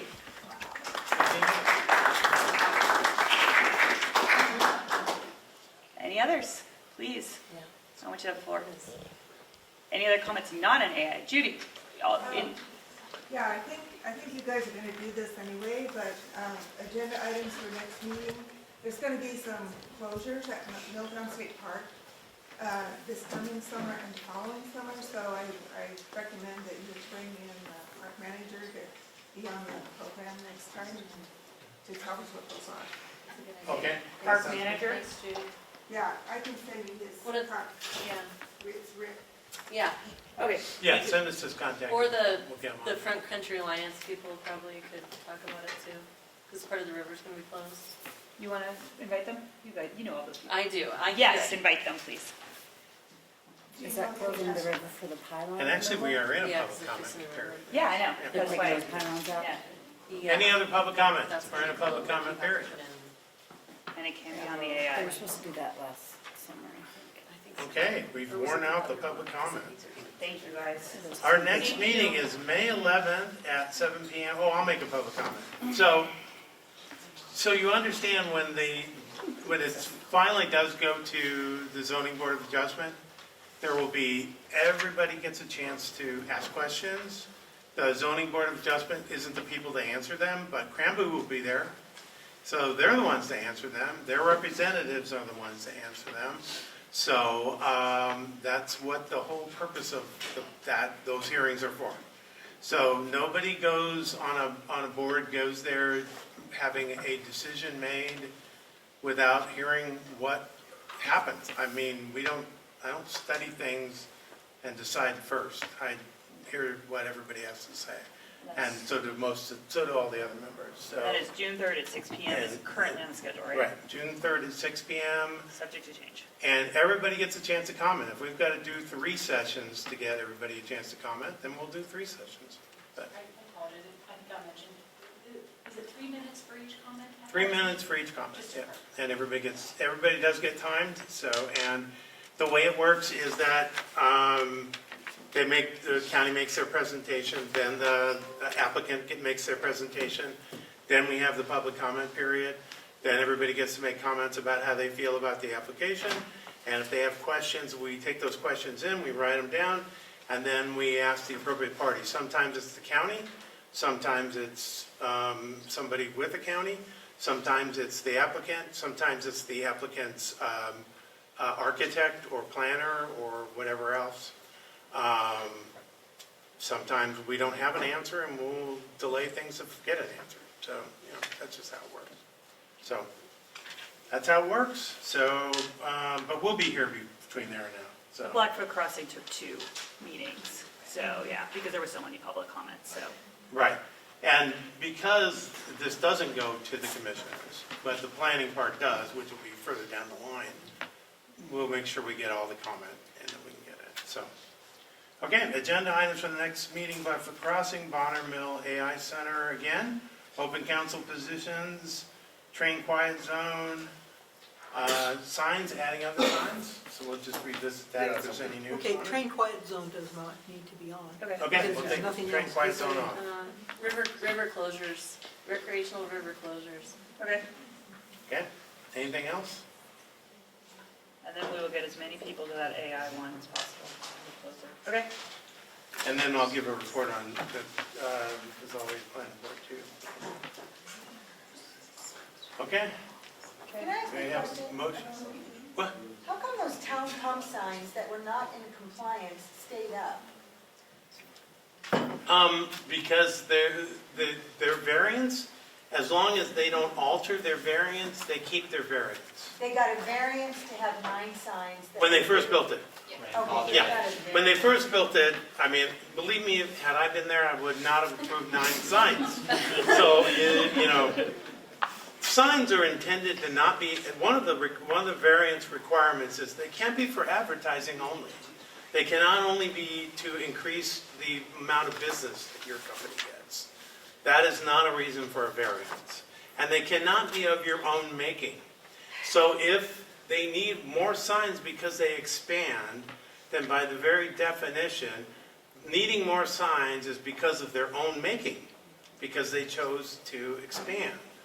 So that would be a violation of one of the reasons for the variances.